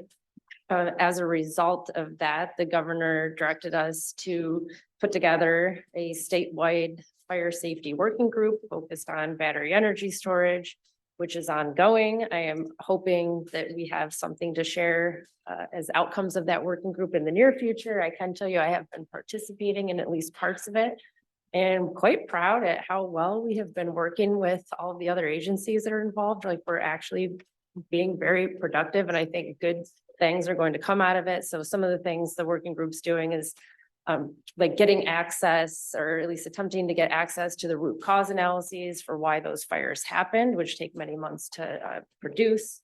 We're going through that section of the fire code that I mentioned before, sort of line by line. Is this still enough? What changes should we recommend making, if any? So looking through the fire code in detail.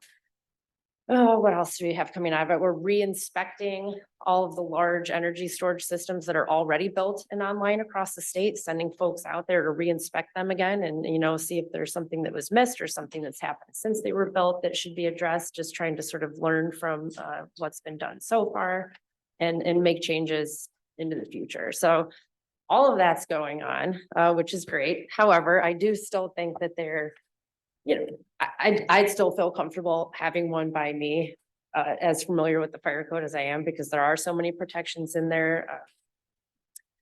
So I don't want to go too into depth. I feel like I'm missing something. Where else should I have gone with that?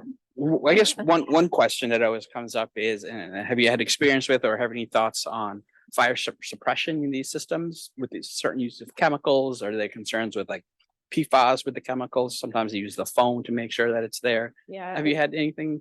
Yeah, deal as with far that? as I know, foam is not a great option for lithium ion fires. And I'm not a fire engineer either, so don't quote me, but I have been talking to a lot of them lately. When lithium ion batteries go into a failure mode, they start to overheat from the inside and it sets off what we refer to as thermal runaway. So it heats up, which sets off a chemical reaction, which makes it heat up more, right? And the only way to really stop that is to cool it. So it's not like a flame that you're just going to snuff out and then it will be done, because all of that heat and energy is still in there. So now there's sort of this ongoing debate about if water at all and when, how much and where. You have to get it inside the system. Do you just put it outside so that if there's a fire, it doesn't spread, and you just sort of, there's a let it burn approach. So there's still a bit of ongoing debate there. And that's another thing that's going to be coming out of the working group too, is looking at the emergency response that happened with those 3 different fires. You know, when did the alarms go off if they went off? How was the fire department notified? How long did it take them to get there? Did they know what to do when they got there? What kind of training had they had in the past, and what sort of lessons we can learn from that? And I think, we'll be having recommendations and more training coming out of that for first responders across the state. And I think our guys right now are pretty busy. The fire safety consultants that we have on board, participating in the working group, but I'm sure they're going to be able to help us put together some really great recommendations as far as if water, when, how much, where, all of that stuff. Thank you. So maybe a question for you, Mayor, but also for you, Jennifer. What are the types of things that a planning board, a zoning board could reasonably demand from a renewable developer in terms of conditions? For example, is it unreasonable for the planning board to approve a project, let's say, but you have to train our, local fire company on how to access your systems and when to access the systems and how to put it out, other types of conditions like that? I mean, I think they have to follow whatever you have in your code. So one of the ways you can make it easier for them is to have the things you want them to be asking in the code. The other, for us, one of the key sort of support elements, if you like, is we have an attorney, we have a planner, and we have a building inspector, and all of them are at all of those planning board and zoning board meetings. So they're also very familiar with what the requirements are. The building inspector knows exactly what's in the New York Stretch Code. He knows exactly what's in the Green Building Code. Getting him trained and comfortable is key, because he's basically your best advocate. If he can then ensure that what gets to the planning board has those elements in it. So he's sort of setting up the contractors, the architects, the homeowner to make sure that the projects have those elements in it. In our case, the Green Building Code, as I said, is point-based. So you can put together, what you want. You're not obligated necessarily to get your points through solar on the roof or, whatever. But I think that kind of enabling conditions, if you like, make it much easier than for the planning board or the zoning board to move things forward. In the case where it's a land use type situation where a new zone is being requested. So we have a situation where there's a company that wants to build a film studio in an area which is R20. So that would be residential.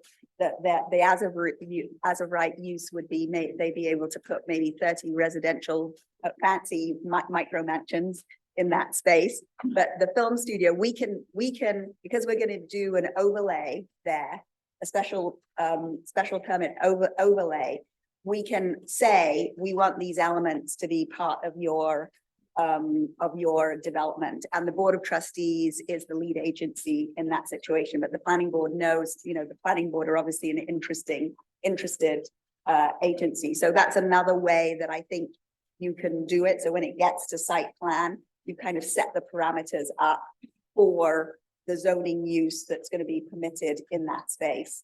I think there are probably different mechanisms. We have a great land use attorney who tells us, you know, the best way to do various things, and we pretty much listen to what she says. Yeah, yay for land use attorneys. Yeah, love them, love them. Awesome. So some experience within communities, maybe this is for you, Jennifer. They might not be anti-renewables or anti-solar, but they want to, you know, legitimately protect their communities. And what they'll do is they'll formulate zoning codes, which will, you know, require large buffers in terms of visual mitigations and other standards and requirements where a solar developer is coming in, wants to use a particular parcel, but they won't meet those meets and bounds or those setbacks and buffers. This the fact that a developer is coming in with a solar project, which is, you know, in furtherance of state energy policy, does that change the review that a zoning board or a planning board has to do in terms of it's granting an area variance or a use variance? Does that change anything, or are they still stuck with the regular use variance, areas variance standards? I mean, it's home rule. There's nothing about the fact that a project is receiving a grant or something from New York State that gives us any say in how the town or community, village, city, whoever permits it at all. I would always offer to go in and have a conversation with the town about, you know, why they put certain setbacks or what other restrictions into their law that they did. If they are willing to have a conversation with us, because even then I can't even force them to have a conversation with me. So even if the developer says this community has, you know, some crazy law and we're not going to be able to build our project, I'll say, well, you know, if the town is interested, have them reach out. I'm happy to have a conversation with them, but I'm not going to go knocking down anyone's door and, you know, telling them what to do, but just making it known that we're here to help. And having the model law out there, I think is very helpful for folks to get a place to start from and just see what is a reasonable setback, for example, or at least what we think is a reasonable setback, but there really is nothing that we can do or perhaps even should do, I guess, it's unfortunate. We have to find other ways to make it more desirable for a community to host a project so that they're not trying to block them, right?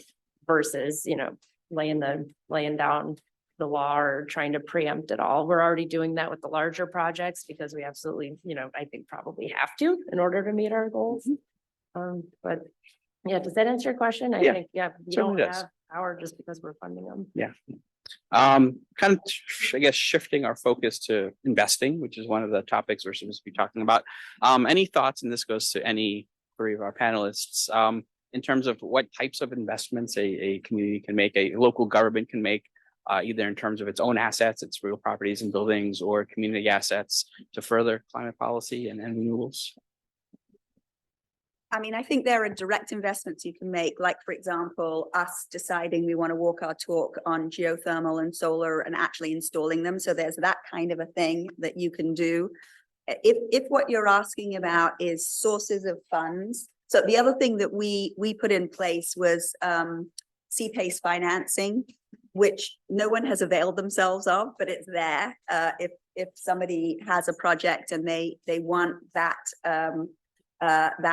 financing, and it could be that it's because when we put it in place, interest rates were so incredibly low, it just didn't really matter. So I'm really curious to see now that interest rates are up higher, whether that ends up being accessed by any developer in the village.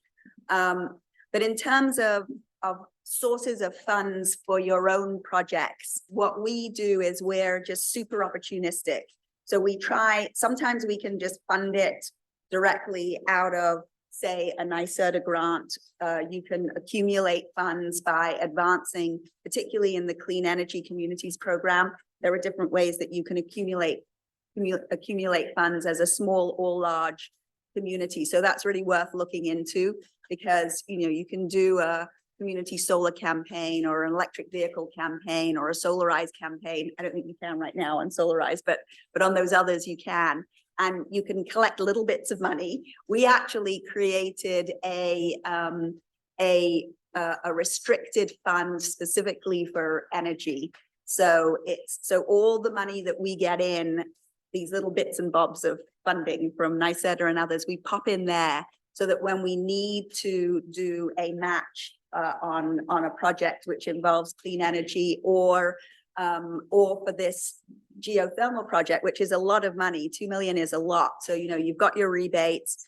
Our congressman happens to be an absolute darling and gave us substantial funding. You know, we asked for it for this specific thing. You know, we're able to sort of patch it together. So that's another way that you can do it. Being super aware of the rebates that are out there now, the IRA, 2 tiers, the 30% and the 40% funding for municipalities and of course for residents. So for the municipality, that's been great. The group I think that makes those rebates particularly clear to individuals is Rewiring America, if you haven't heard about it.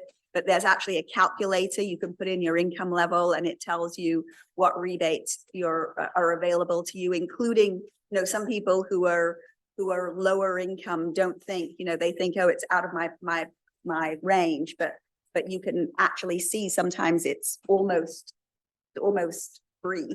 You know, the subsidies are so substantial, like 80 or 90% subsidies if you're within a certain income level that you can avail yourself that way. And then there's just things like, you know, community solar, rent your roof, you know, so that's another source of funds where, you know, that funding can go into that energy pot. So we're trying to be agile and creative about the sources of funds. And we're also trying to make financing available and inform our residents about financing options like PACE financing and, you know, like these Rewiring America type opportunities that are there. And of course, it's great to have the government providing, you know, real incentives, actual cash incentives to you for doing things that are aligned with government policy. So I hope that answers the question. Absolutely. Thank you so much. Madison, I have one for you. So New York City, you know, tends to be on the forefront of implementing policies, climate friendly policies, and certainly what you've done with local law 154 and 97 and things of that nature. So tell us something that's kind of on the short horizon or something that's, you know, in the works for the city that you guys are considering policy wise or regulation wise that may be implemented, which could, you know, trickle up to the rest of the state.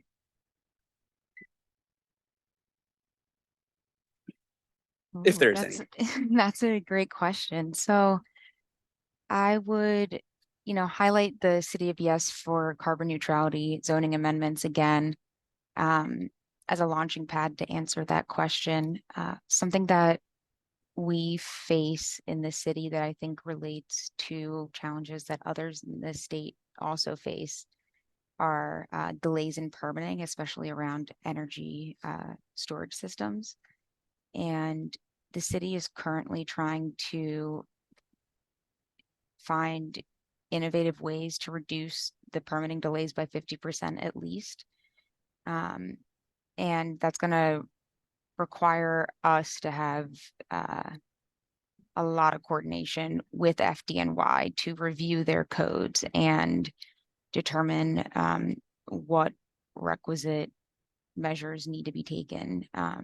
And then DOB to like really identify what the permitting process should look like. But there's not the guidance. We need more guidance on that. And oh, go ahead. No, I was just saying that seems like a good idea. Agreed. Anything else, or is that it? I think that's it for the moment. If I think of anything, I will definitely jump back in though. Definitely just wave your hands like a crazy person, and I'll see you're doing that. See what else we got here. Any questions from the audience? I see two hands. How about you? Go ahead. Jennifer, this may not be under your group. We have a bike coming to you. Just one quick second. So this is so Couldn't hear me? for the people on Zoom. Okay. Yes, so I don't know if this is under your group's purview, but, I'm curious about, the status of the Empire State Plaza and the geothermal, thermal, project that I thought was in the works, but, you know, and it seems if it was in the works that it's kind of stalled. I do know anything about this project. I'd like to hear. Thanks. Unfortunately, I don't, but I'm sure I have some colleagues that know somebody who does. Okay. I think that's more of an Office of General Services thing, if I'm not mistaken, Okay, okay. but yeah, I don't know. All right, thank you. I think you have my card. If you hit me up, I'll find someone that can answer. Shall I think we had a question from Mr. Woods back there.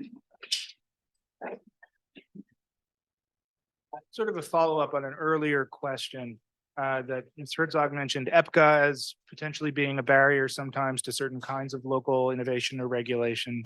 Are there other federal for everybody or state level for the mayor and Ms. Herzog statutes that provide similar kinds of barriers to innovation in local development? As it relates to the gas system, correct? Or any kind of sustainable development where it's where municipalities can't get ahead of where the city is or can't get or where the state is or can't get ahead of where the feds are. Absolutely. So one thing that I'm noticing in my work with the city is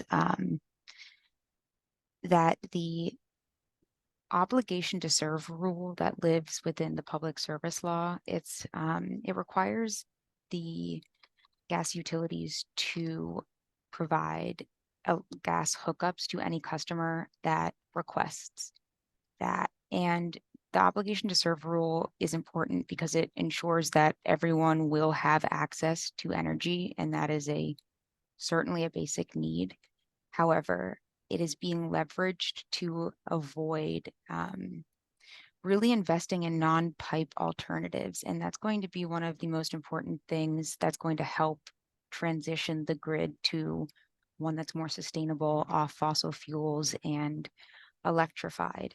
And because of the obligation to serve rule and the way that it's able to be leveraged, municipalities can't really get ahead of the continued expansion of the gas system. And so I think this kind of relates to the question that was asked earlier.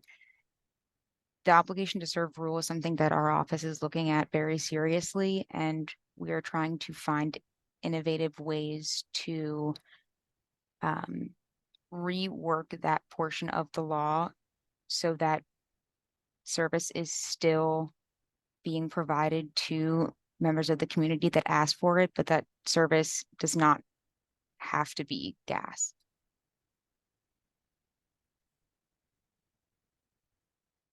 I have a sort of pet peeve answer to your question, which is that our utility for municipal energy is NYPA.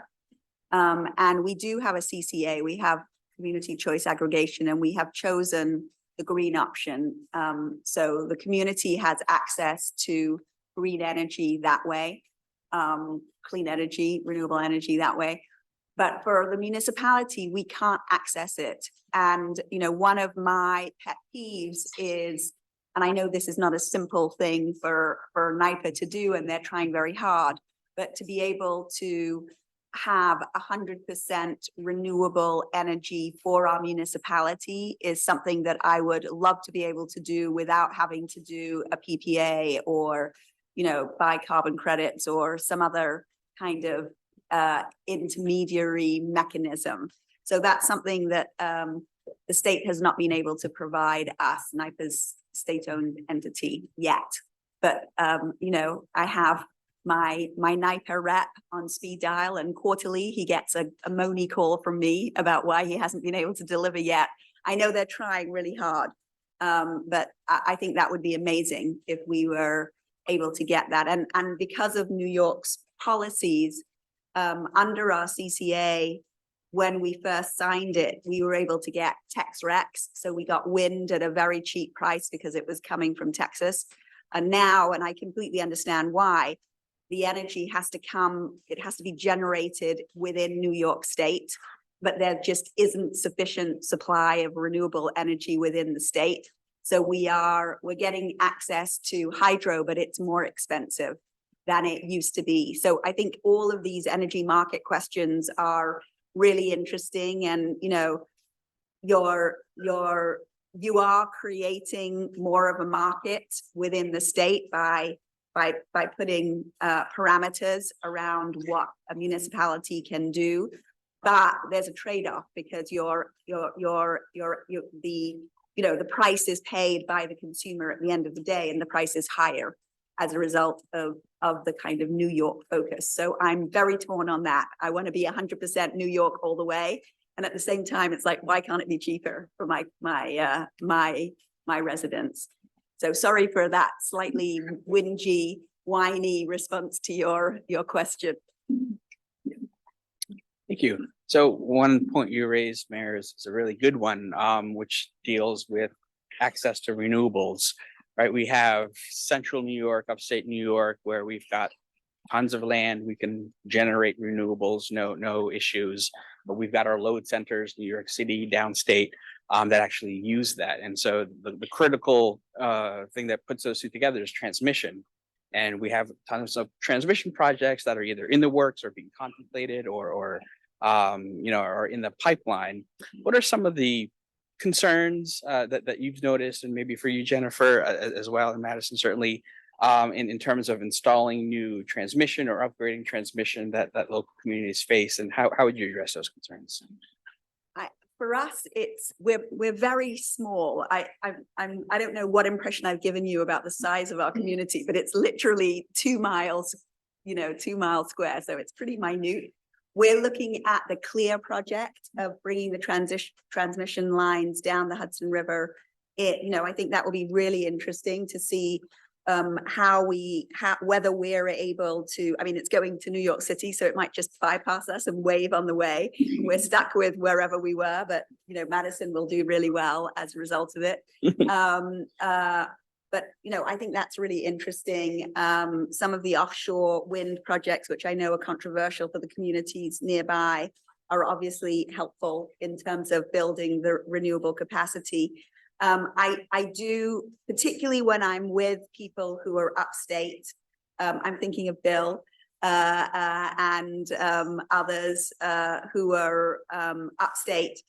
One of the concerns that's raised is the capacity of the grid to service EV charging stations and this sort of higher demand on electricity. And I think we need just better communication material. We need better talking points. We need, a better way to explain that it's going to be okay, everyone. I think at the end of the day, no one wants to be in a situation where the demand for electricity outstrips the supply, and people are left, with dark homes, and they don't have the things that they need to be able to just live. So I think it's a real issue for a lot of people. I don't think, I can tell you on the municipal side, it's not going as fast as we need to reach our climate goals. That's my belief. I'm part of a group called Race to Zero, which is 54 mayors in not just New York, in the United States, that are really pushing on these climate goals. We're way, way behind in this country in terms of climate goals. So I don't think it's going to be, a massive catastrophe, but I think we need better talking points, because some people are dragging their feet. Some municipalities are dragging their feet because they consider that to be a real fear. Thank you. I know we're coming right at our closing time here, but I did want to give a minute or two to each of our panelists, Madison, Mayor, and Jennifer, a minute or two for some closing thoughts, closing remarks on this. Jennifer, I vote you first. Sure, I'm gonna be making this up on the fly too. I guess in summary, if there's one thing you take away from at least what my team, the Clean Energy Siting team does at NYSERDA, is that we are from the government and we're here to help. That's always my favorite joke to make, but it's true. So if you know of any, if you are representing a local government, if you work with the local government in the state or have friends that do, like, to help me spread the word, technical assistance resources, if they have questions about solar, anything really, we tend to be a relatively large question intake portion of NYSERDA. So even when we don't know the answer, if we know someone who does, we'll sort of redirect. I just want folks to know that that resource is there. There's a lot of stuff coming down the pike. Change is scary. It's not just solar. It's not just energy storage, fire safety. It's, you know, transmission lines. Those are coming through my town. This is new and scary too. And it's not just the onshore stuff. Long Island is dealing with a lot of this with the offshore, you know, wind turbines that are planned to be built and the transmission lines that need to connect them to the land coming into town. So it's really all over the place, but I assure you it's not, and not just NYSERDA, but lots of other, you know, entities are working together to make sure that this stuff does actually work together and the lights will stay on, perhaps even more reliably than they do now, which is a lot of the other, you know, the other side of the coin here too. We need renewables to address climate change. But we also need a more reliable grid in general to accommodate all of the electronic things that we use in our everyday life, right? So lots of new stuff, lots of concerns, but resources are available. Folks just need to, you know, reach out. We're here. Thank you. Madison? I would say one of my major takeaways is that we certainly have more work to do, but the city is highly committed to achieving the climate mandates that it has set out and those that have been set by the state. We have a lot of implementation and a lot of commitments that we have made, and the current work that we are doing to create the framework for that is incredibly important. I think one other thing I would like to add is that there's a real need to focus on how our transition is going to create equitable realities for those in disproportionately disadvantaged communities. That's something that the CLCPA really highlighted for us. 45% of the New York City census tract is considered a DAC under the CLCPA. And so really determining how to best invest and mitigate the ancillary challenges of the clean energy transition is going to be very important. Thank you so much. Mayor, last but not least. Thank you. When I first became mayor, my husband gave me a book which is called If Mayors Ruled the World. And basically it's quite long, but the thesis is basically when everything goes wrong, mayors have to fix it. So what I would say is to anyone who has a calling for public service and decides to become a mayor or a municipal official, this is our work. We're going to be the ones who have to do this across this country and around the world. And what I would say is if you're in New York, learn about the Climate Smart Communities program, learn about the Clean Energies program, learn who your program coordinator is, get access to the resources and tools and funding that's available for you there. Join groups like ICLEI, like Climate Mayors, like We Are Still In, any kind of regional group that is where you operate so that you can learn from others. Spend a lot of time talking to peers. Mayor Martin and I met at a NICOM meeting, take NICOM trainings, meet other municipal officials at these kinds of meetings, ask them where they got their funding, ask them what they would have done differently. Sometimes that's the most interesting conversation. And stay engaged and back to one of the questions that was asked this morning, be optimistic. I have one trustee who I describe as glass half empty with a hole at the bottom, like manage those people. He's a darling man, but you know, you have to you have to sort of get, this is tough stuff. So you have to, you have to be enthusiastic and energetic, and it's really important. And our children's children will really appreciate all the work we've done. So there you go. Well, Madison, Jennifer, and Mayor Armour-Scott, thank you for sharing your experience, your wisdom. I certainly learned a lot today, and hopefully the audience did as well. So thank you.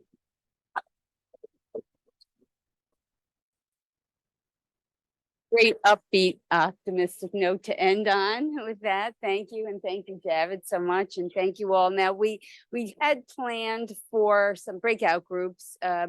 As you know, modern times often result is that we have had a lot more people on Zoom than we have in the room. And it's hard to do breakout rooms with people on Zoom. It's not impossible, but we can stay for a few more minutes if you think you want to have a conversation and if it would be helpful, or we can call it a day and let you go home with all the wonderful information that we have already received. Anybody want to stick around or?